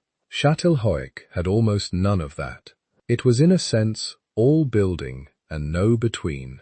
Life happened on the roofs above and in the private rooms below, and the community was less a collection of separate houses along a road than a single dense organism of dwellings grown together. To get from one side of the settlement to the other, you did not walk down a street. You walked across the rooftops of your neighbors, over the top of the whole living, breathing mass of the town. Down inside the houses, the rooms were kept astonishingly clean, and ordered, their floors swept, their walls replastered again and again, season after season, layer over layer, until the white plaster lay thick as the bark of an old tree. There was a hearth and an oven, usually set near the ladder, so the smoke could find its way up and out through the roof entrance, which is why so many of the people of Çatalhöyük seem to have breathed a great deal of soot, their lungs, and even the insides of their ribs darkened by a lifetime of indoor fires. There were raised platforms along the walls where people sat and slept and worked, and beneath those platforms, beneath the very floors where the family lived its daily life, they buried their dead. Here again, across hundreds of miles and many centuries from the Natufians and from Jericho, we find the same profound impulse. The dead kept not in some distant ground, but right there underfoot, under the sleeping platform woven into the fabric of the home. A family at Çatalhöyük lived quite literally on top of its ancestors, and as at Jericho, sometimes a skull would later be lifted from a grave and kept, passed among the living, the bond with the buried, refusing to be broken even by death. The walls of those rooms were not bare. The people of Çatalhöyük painted them, and they shaped them, and what they chose to put there opens a small window onto a mind very far from our own. There are paintings of wild creatures, of hunts, of great horned beasts surrounded by tiny, leaping human figures.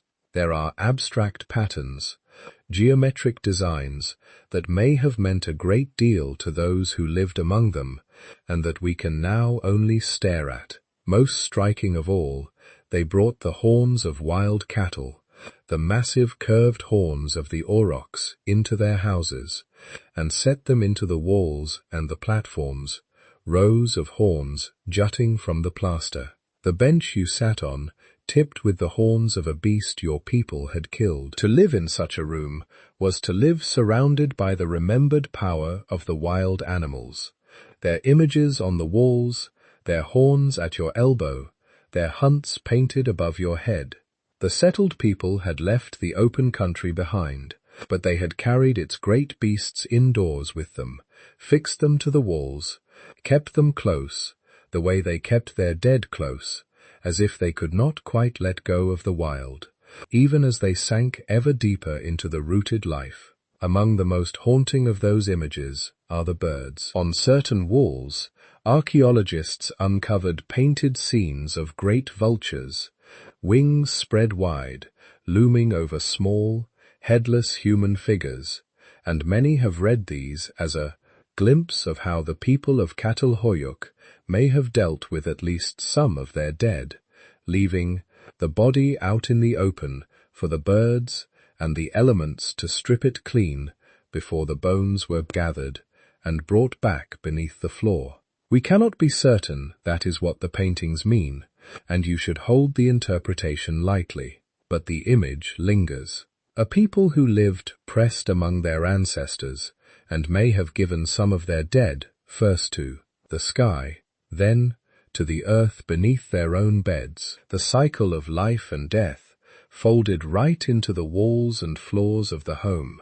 And we should not romanticize the closeness of it, because to live that way was also surely to live amid a constant low friction that the open road had never imposed.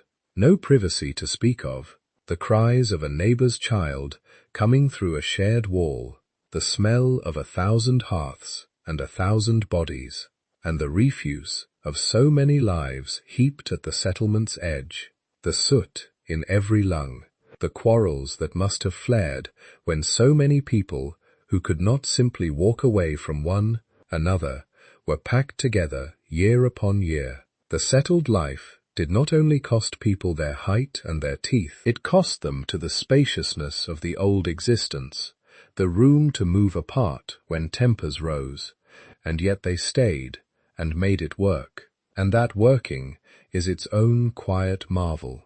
And here is one of the quietest and most fascinating mysteries of Çatalhöyük. For all those thousands of people, pressed together for all those centuries, archaeologists have found surprisingly little sign of the thing we might most expect: a ruler, a chief, a hierarchy, a center of power. The houses are remarkably alike. There is no grand palace looming over humble huts, no obvious temple set apart from the homes, no district of the rich and another of the poor.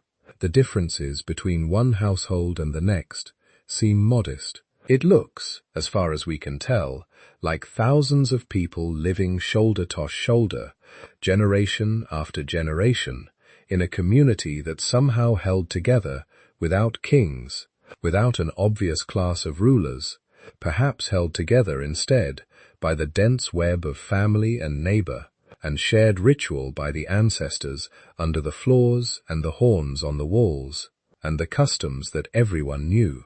It is a striking thing to sit with. Here was crowding on a scale never before attempted, and yet not, or not yet, the steep pyramids of power that we tend to assume must come with it. Çatalhöyük seems to suggest that humans first learned to live in great numbers, and only later, somewhere else, learned to let some of those numbers rule over the rest. Picture then a single day, then 9,000 years ago. The dawn comes up over the high plain, and the flat roofs of the town begin to stir. Smoke rises from 100 roof holes.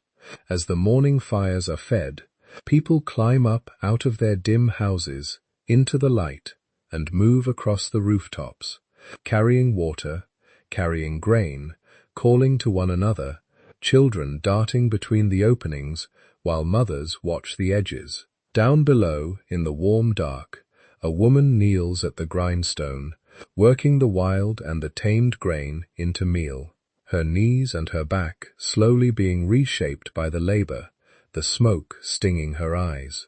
Beneath her, under the swept and replastered floor, lie her grandmother and her grandmothers and grandmother. On the wall beside her, the great horns of an aurochs jut from the plaster, and above them a painted hunt freezes in mid-leap. This was home, crowded, smoky, close, ringed by the dead and the beasts, and yet home, lived in lovingly enough that people replastered the walls and swept the floors and came back to the same rooftops for more than 1,000 years. But Çatalhöyük, for all its size, was still in a sense a giant village, a vast community of broadly equal households with no great machinery of rule. The final fateful step, the step that turns a big settlement into a true city with all its hierarchy and its specialists and its kings, was taken somewhere else, on a flatter, hotter, more difficult land, where the only way to wring food from the ground was to master the water itself. To witness the birth of the city in the fullest sense, we must follow the rivers down out of the rivers, onto the great plain between the Tigris and the Euphrates. It is a strange place for the first cities to have been born, this flat southern plain where the two great rivers wander toward the sea. The land is hot, and in the south it is dry with little rain to speak of for much of the year. The soil is rich, laid down over ages by the flooding rivers, but without water poured onto it at the right times, it gives nothing. By every obvious measure, it was a harder place to live than the green hills to the north, and yet it was here, in the land the Greeks would later call Mesopotamia, the land between the rivers, that human settlement took its final fateful leap and became the thing we now call the city. The reason is the very harshness of the place, because the one thing that flat plain could offer, if people were willing to work as never before, was water that could be moved. The rivers were there, the Tigris and the Euphrates, carrying the meltwater of distant mountains down across the plain. And someone long ago, on that sun-struck land, understood that if you could cut a channel from the river and lead its water out across the dry fields, you could make the rich soil bloom. This is irrigation, and it changed everything, because irrigation is not a thing one family can do alone.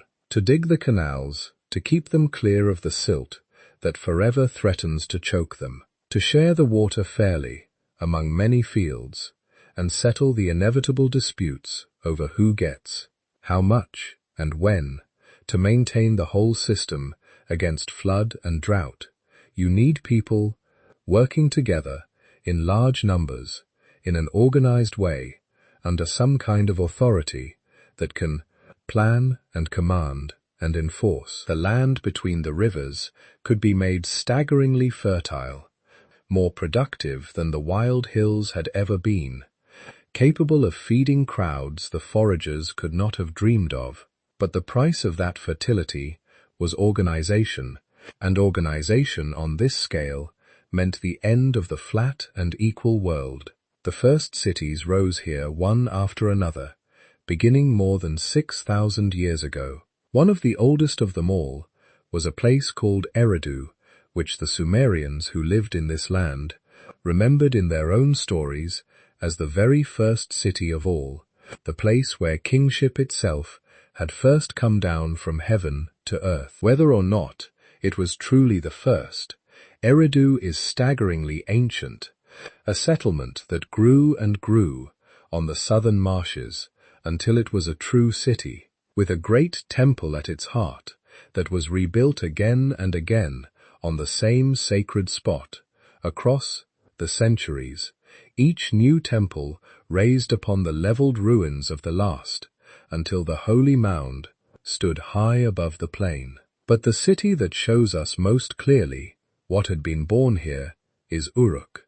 By around 5,000 years ago, Uruk had swollen into something the world had never seen, a city of perhaps tens of thousands of people gathered behind its walls, a density of human life on a scale that simply had no precedent. Walk its remembered streets in your mind, and you would have found something close to the modern condition for the very first time. Most of the people in that city did not grow their own food. They were fed by the surplus of the irrigated fields outside the walls, and that surplus, that mountain of grain, wrung from the watered earth, freed an astonishing number of hands to do other things. There were potters who did nothing but make pots, turning them out by the thousand on a new invention, the potter's wheel, that let one person produce vessels faster than a whole village once had. There were weavers and metal workers learning to win copper from stone, and builders and brewers and merchants who carried goods up and down the rivers and far across the land in exchange for the timber and stone and metal that the bare plain did not have. For the first time, a human being could spend a whole life mastering a single craft, fed by the labor of others. And this division of labor, this great splitting up of human work into 1,000 specialties, is one of the deepest marks of the city, and one of the engines of everything cities would go on to achieve. And at the heart of it all stood the temple. And the temple was not only a house of the gods, It was the great organizing institution of the early city, a center that gathered in the surplus grain, that stored it, that managed it, that doled it out to the workers it employed, and the specialists it fed. The temple held vast estates, commanded labor, and sat at the center of the city's economy, like a heart-pumping grain instead of blood. And rising over it in time came the form that still says ancient Mesopotamia to us across the ages. The ziggurat, the great step temple tower, an artificial holy mountain of mud brick climbing toward the sky, the home of the city's god, lifted high above the rooftops of the people. To stand in early Uruk and look up at that rising mass would have been to understand without a word spoken that the flat world of the forager was finished, and that some now stood far above the rest. For with the surplus and the specialists and the temple and the organizing of so many people, toward great shared ends came the steep new pyramid of power that Çatalhöyük had so strikingly lacked. There were now rulers, kings whose word was law, and priests who spoke for the gods and controlled the storehouses, and below them the great mass of ordinary people who farmed and dug and carried and built. There were those who commanded and those who obeyed. The equality that the wandering life had guarded so jealously, the fierce old leveling that mocked the proud hunter back down to size, was gone, drowned beneath the grain. And to manage all of this, the wealth and the workers and the debts and the rations and the offerings, the people of these cities reached for one more invention, perhaps the most world-changing of them all. They began to make marks on clay to keep track of it. They began haltingly, with little pictures and tallies pressed into wet tablets, to record who owed what and who had paid to write. And once a people can write, they can do something no people had ever truly done before. They can reach across the years and speak to those not yet born. History, in the most literal sense, the recording of human affairs in lasting words, begins here, in the accounting of a Mesopotamian temple among the grain and the herds and the ledgers of the first true cities on earth. And once people could write, the marks that began as drys of grain and goats slowly learned to carry other things, until at last they could hold a story. Uruk itself gives us one of the very oldest tales humanity has ever written down. Long after the city's founding, the Mesopotamians remembered a king of Uruk named Gilgamesh, part history and part legend, and they told of him on their clay tablets, in what may be the oldest great work of literature in the world. And what does that ancient poem boast of? First of all, the walls it opens by praising the mighty walls of Uruk, urging the listener to walk upon them and marvel at their making, to see the baked brick, and know that no later king could ever build their equal. Think on that for a moment as you drift. The very first story our species chose to write down and keep was in part a city's pride in itself, in its walls, in the permanence of the place its people had built. The wandering was so wholly forgotten that the oldest tale we have is already a hymn to staying put, to brick and rampart, and the glory of a city that would stand. The forager's open road had passed entirely out of memory, and in its place stood the wall and the tower, and the boast carved into clay, that here at last was something built to last forever. So this is where the long road that began with a wandering band beneath the open sky finally arrives, not at a happier place, but at a vastly more powerful one. Crowds and kings and craftsmen and temples climbing toward heaven and writing to bind it all together and carry it forward forever. The city had been born, but it had not come free. Everything it gave, it also took. And to understand the true bargain our ancestors had been eased into, we must look hard and without flinching at what the city cost. Begin with disease, because the city's first and cruelest tax was paid in sickness. We touched on this when we read the bones of the early farmers, but the city raised it to a new and terrible pitch. A crowd is a feast for a plague. Many of the diseases that have most haunted human history simply cannot sustain themselves in a small, scattered, wandering population. They burn through the few available bodies, and then die out for want of new ones to infect. But pack tens of thousands of people together, breathing the same air, drinking from the same fouled water, living amid their own waste and their animals' waste, and you have built the perfect engine for sickness to take hold and never let go. The city gathered people, and in gathering them, it gathered their germs and crowd diseases that could never have existed before. Found in the dense settlement an endless supply of fresh victims.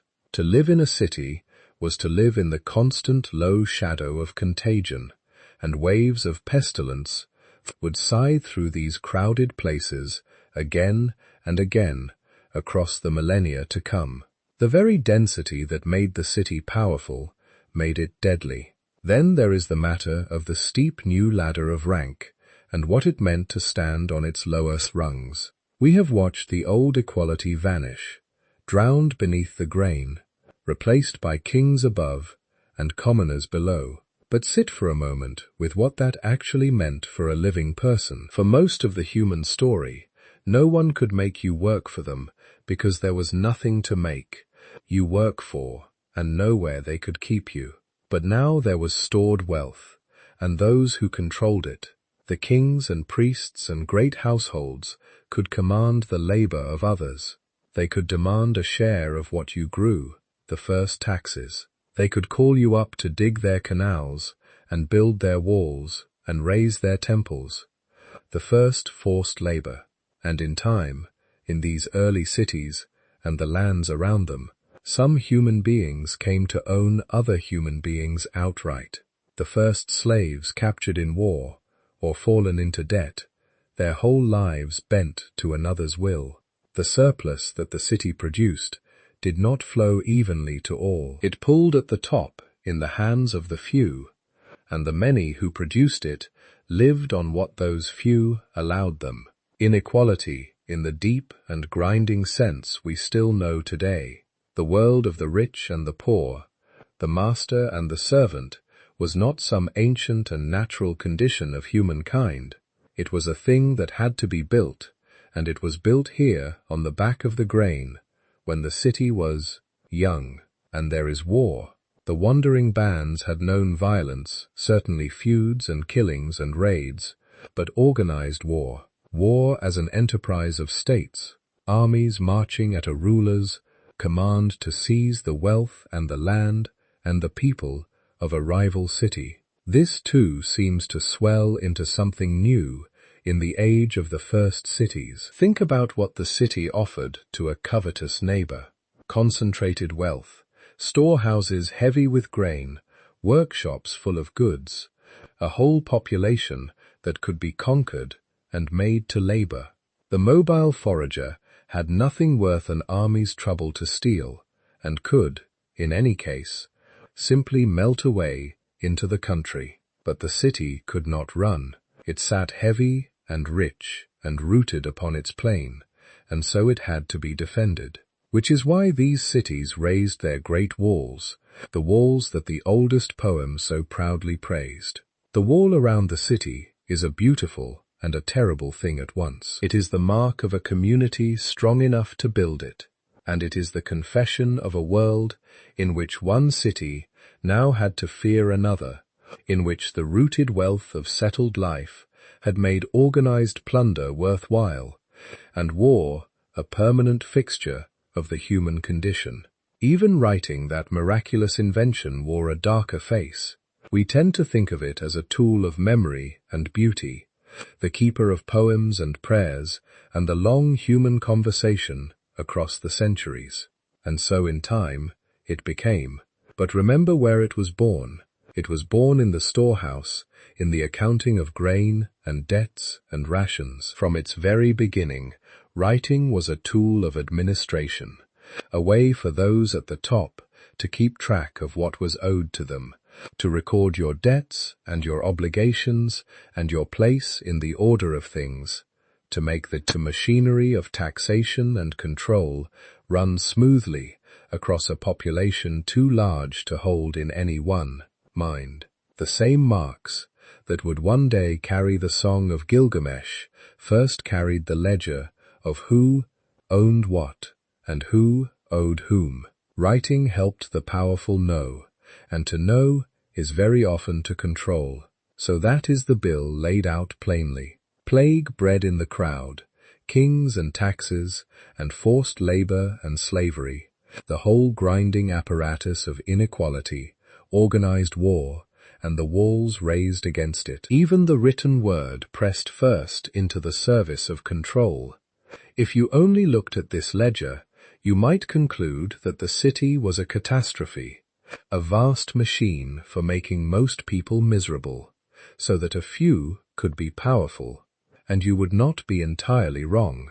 And yet, we cannot leave it there, because it would not be honest, and it would not be the whole truth. The same density that bred the plague and the king also bred wonders that the open road could never have produced. Gather enough people in one place, free enough hands from the daily search for food, and human creativity ignites in a way it simply cannot, in a scattered band of 30 souls. The city gave us the specialist who could spend a lifetime perfecting a craft, and so it gave us craft of a refinement never seen before. It gave us the surplus and the leisure to wonder, and so it gave us the beginnings of mathematics, born from the same accounting that oppressed the farmer, and astronomy, and medicine, and law, written down so that even a ruler might in principle be bound by it. It gave us monuments that still lift the heart, and music and story and art, made by people who had the time to make them. It gathered human minds together in great numbers, and minds gathered together strike sparks off one another and light fires that a lone mind never could. Everything we most admire in human achievement, and everything we most lament in human cruelty, came bundled together in the same package, on the same plane, at the same time, and could not, it seems, be had one without the other. This is the hardest truth of the whole story, and the one most worth carrying with you into sleep. The city was not a paradise, and it was not a hell. It was a bargain, struck not by anyone's free choice, but by the slow closing of a trap, and the bargain ran in both directions at once. We gave up the freedom and the health and the rough equality of the open road. We received in exchange power and permanence, and the towering achievements that only crowds can build, along with the plagues and the kings and the wars that only crowds can suffer. Whether it was worth it is not a question with an answer.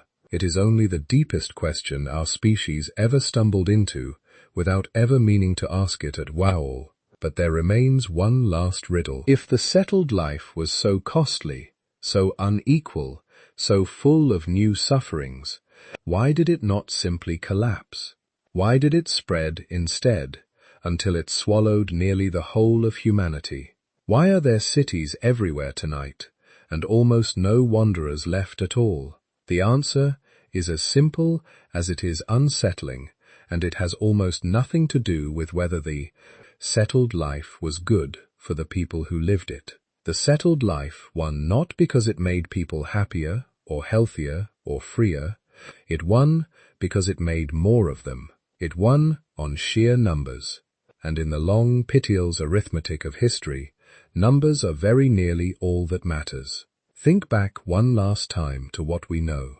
A band of foragers spreads thin across a wide land, every family needing a great expanse of country to feed it, the whole group numbering a few dozen souls. A patch of farmland, the same size watered and worked, can feed many times that number packed close. The settled people were sicker perhaps, and shorter and less free, but there were vastly more of them living on every square mile of ground. And more people is not just more people. More people means more hands to work and to build, and more backs to carry burdens.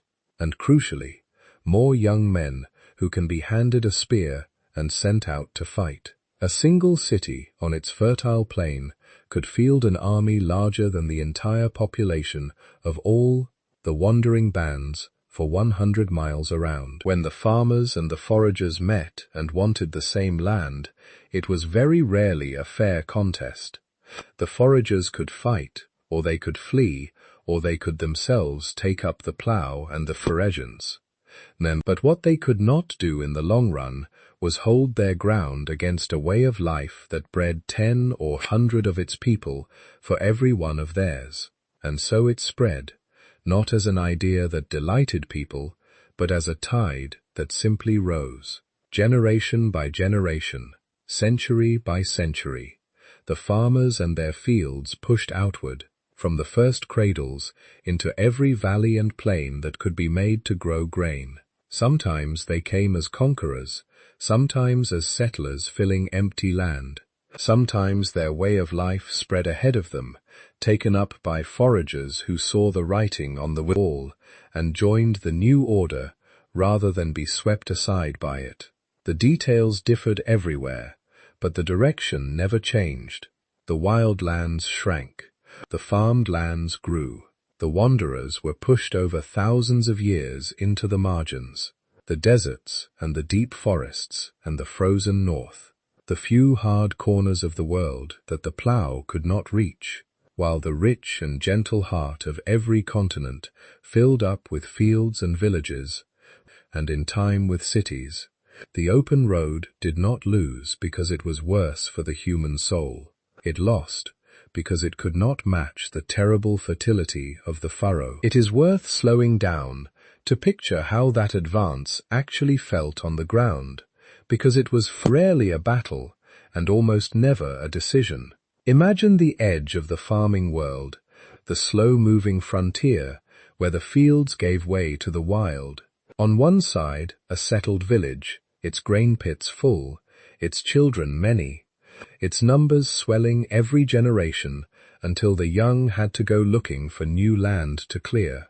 On the other, a band of foragers living the old freeway across a wide territory. The village does not need to conquer anyone. It simply grows, and its surplus children move out a little way and clear a new patch of ground and start a new village, which in turn grows and sends out its own. Year by year, almost imperceptibly, the fields creep forward a mile or two in a lifetime, and the wild and the people who lived in it are pushed gently back, not slaughtered, just crowded out, their hunting grounds shrinking, their children drifting off to join the settled life, because there is less and less wild left to live in.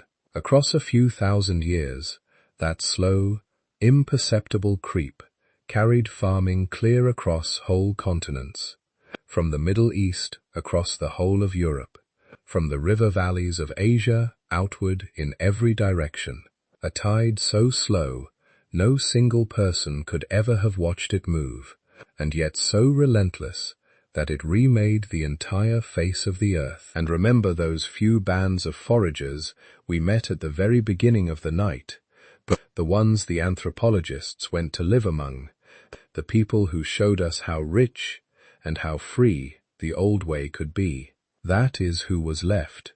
By the time we came at last to study the wandering life, it survived only in the hardest and most remote corners of the world, the deserts and the rainforests and the frozen edges, the places the furrow never reached. The original affluent society had not been wiped out in some single great war. It had simply been crowded over 10,000 patient years off all the good land on earth, until it clung on only where the soil was too poor or too harsh for the trap to follow. The wanderers were not conquered. They were outnumbered and outbred, and slowly, gently, almost without malice, pushed to the very ends of the world. There is a hard lesson buried here, and it is worth holding gently, because it runs against something we badly want to believe. We like to imagine that history moves toward what is better, that the ways of life which spread and triumph do so, because they are, in some deep sense, improvements, kinder or wiser or truer to what we are. The story of the first cities tells us this is not so, or at least not always. A way of life can spread across the whole earth and crush every alternative, not because it makes its people flourish, but only because it makes them many. Success, in the brutal accounting of history, is not measured in happiness, or health, or freedom. It is measured in descendants, in sheer surviving numbers. And by that measure, the settled, farming, city-building life was the most staggering success our species ever stumbled into, whatever it cost the individual bodies that lived it out. The trap did not only close, it bred, and what breeds inherits the earth. So this is the resolution of the long mystery we lay down with tonight. The first cities were not supposed to exist in the sense that nobody designed them. Nobody chose them as an improvement. Nobody could have foreseen them or wanted them from the vantage of the free and healthy, wandering life. They were not an upgrade by the measure of the individual human body and the individual human life. They may even have been for a very long time a downgrade, and yet they came because a tangle of forces, a warming and then a freezing climate, a swelling population, the lure of stored abundance, the deep pull of gathering, and the sacred, eased and pressed and frightened, a few peoples in a few rich valleys, across a line they could not then step back over, and once across the trap closed, and then the trap bred, and the children of the trap, by their sheer multiplying numbers, spread out, and inherited the world, until almost every human being alive descended from people who had made that fateful, costly, irreversible passage out of the wandering life. We are those children. Every one of us listening tonight, in whatever city or town or quiet room, is a descendant of the trapped, not the free. The wanderers were our ancestors too, far enough back. But the line that leads to us runs through the ones who stayed, who stored the grain and buried their dead beneath the floor, and raised the wall and dug the canal, and bowed at last to the king. Their bargain is our inheritance. Their trap is the ground we stand on. And the strangeness of that, the sheer improbable weight of it, is a thing worth feeling just once as the night comes down. Because the story does not end on that Mesopotamian plain.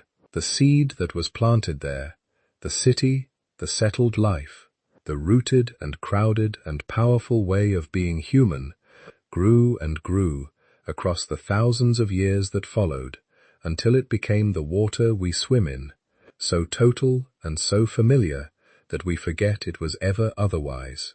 And to feel the full strange weight of what those first reluctant settlers set in motion, we have only to look up tonight, from wherever we lie at the world, their long-ago bargain finally made.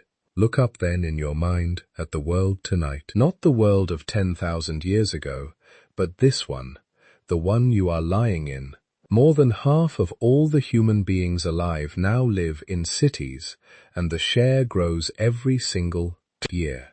The trap that first closed around a few thousand people in a handful of warm valleys has in the blink of an eye that is 10 millennia closed around 8 billion.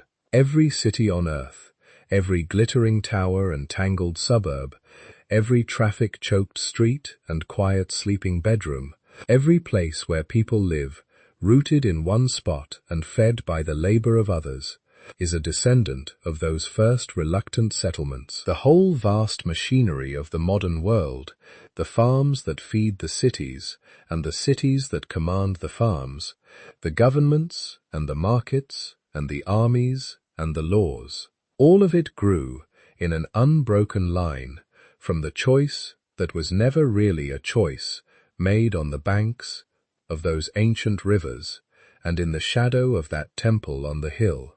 And it did not only build our world, it built us, the people we are inside, in ways so deep we mistake them for human nature itself. Think of how much of your life is shaped by things that simply did not exist for the wandering spans. The very idea of owning a piece of the earth, a plot of land with a line around it that is yours and not your neighbor's, an idea that would have been almost meaningless to a forager, is the bedrock of the settled world.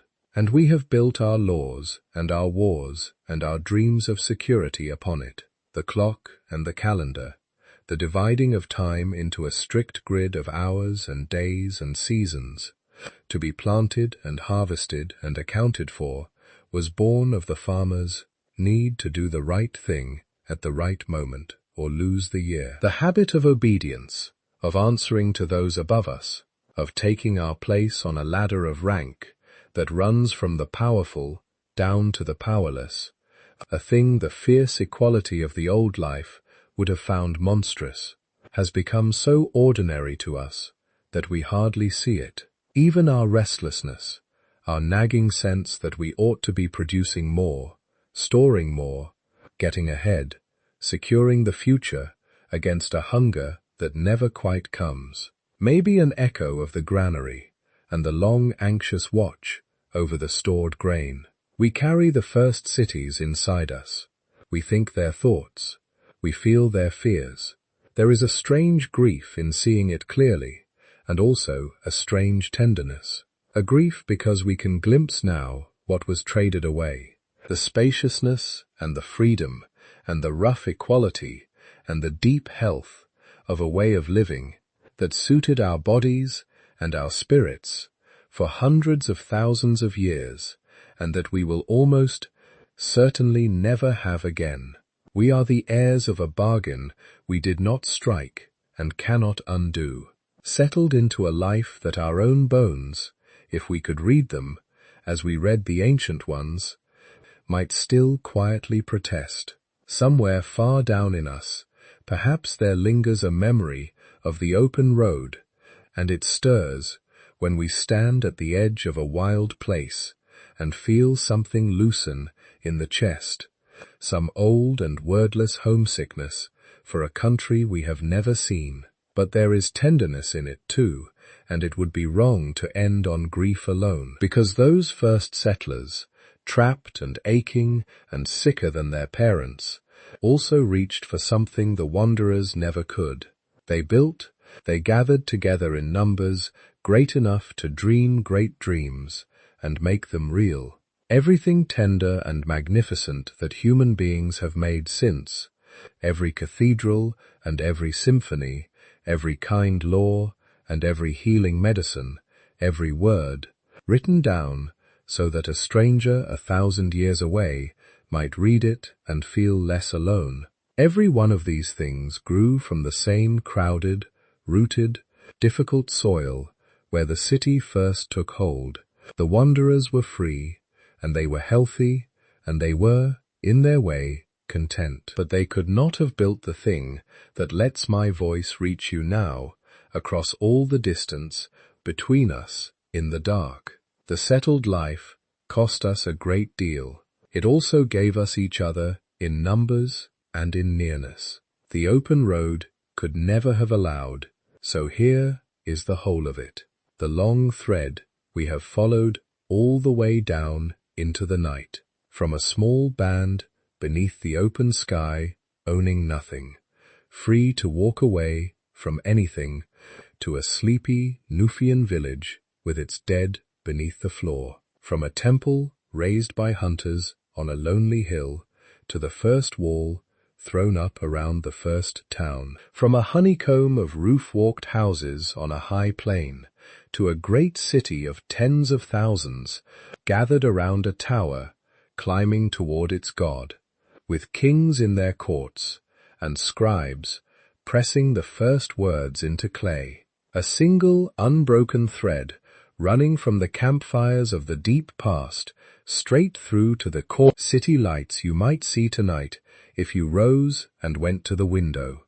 The same glowing crowds, the same rooted lives, the same ancient bargain, still being lived, still being paid for, still in its way, the strangest thing our species ever did.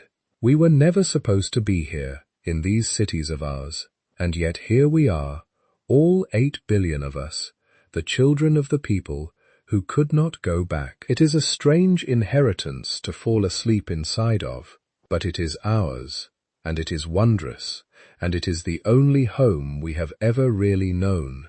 So let the whole long story settle over you now, soft as a blanket, as we come to the end of it.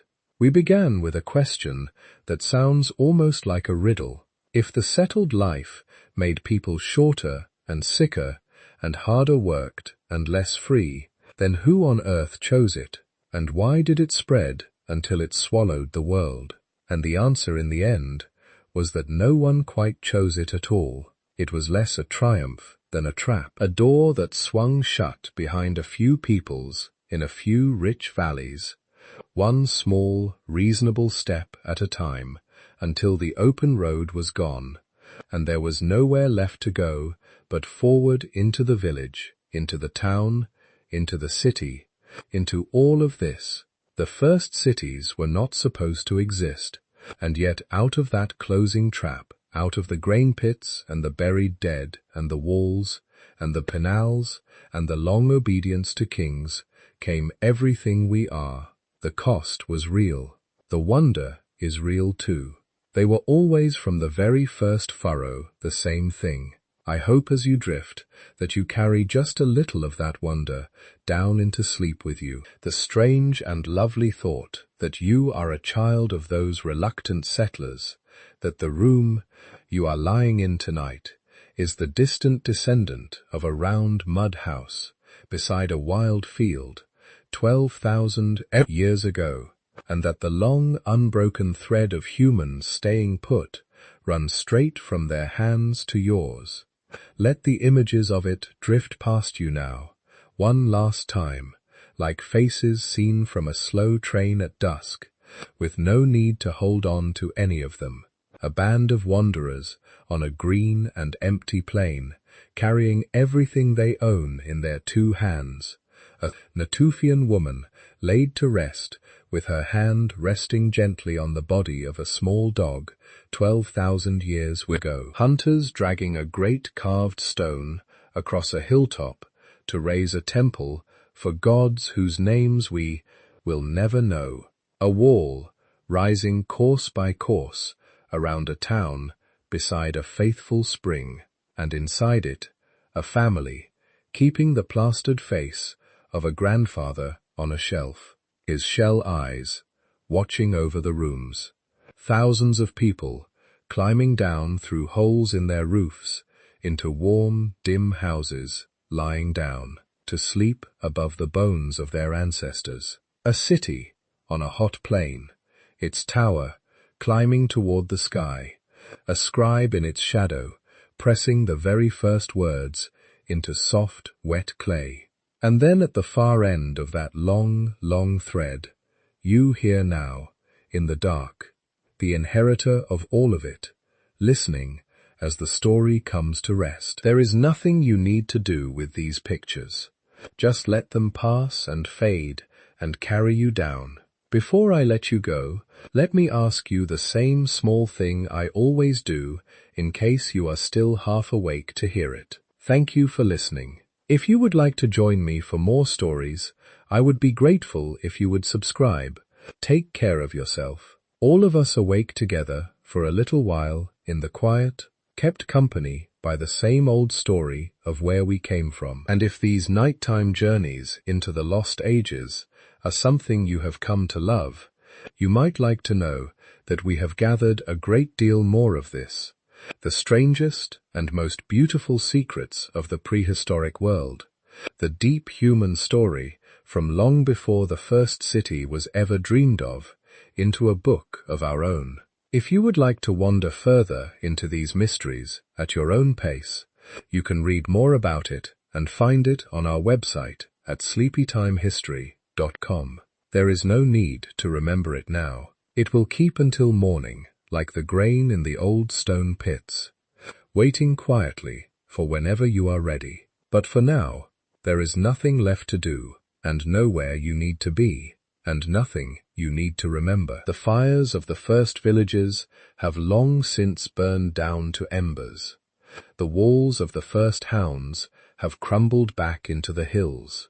The first kings are dust, and the first scribes, and the first farmers who bent their backs over the first fields. All of them gone, all of them quiet now, all of them resting.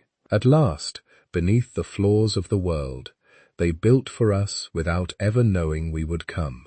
You are the far end of their long story. You are the reason it was all for something, and you do not have to do a single thing about that tonight, except to let your breathing slow and pause, your thoughts grow soft and far away, and your hold on the day loosen finger by finger, the way the ray wanderers once loosened their hold on the open road. Rest now.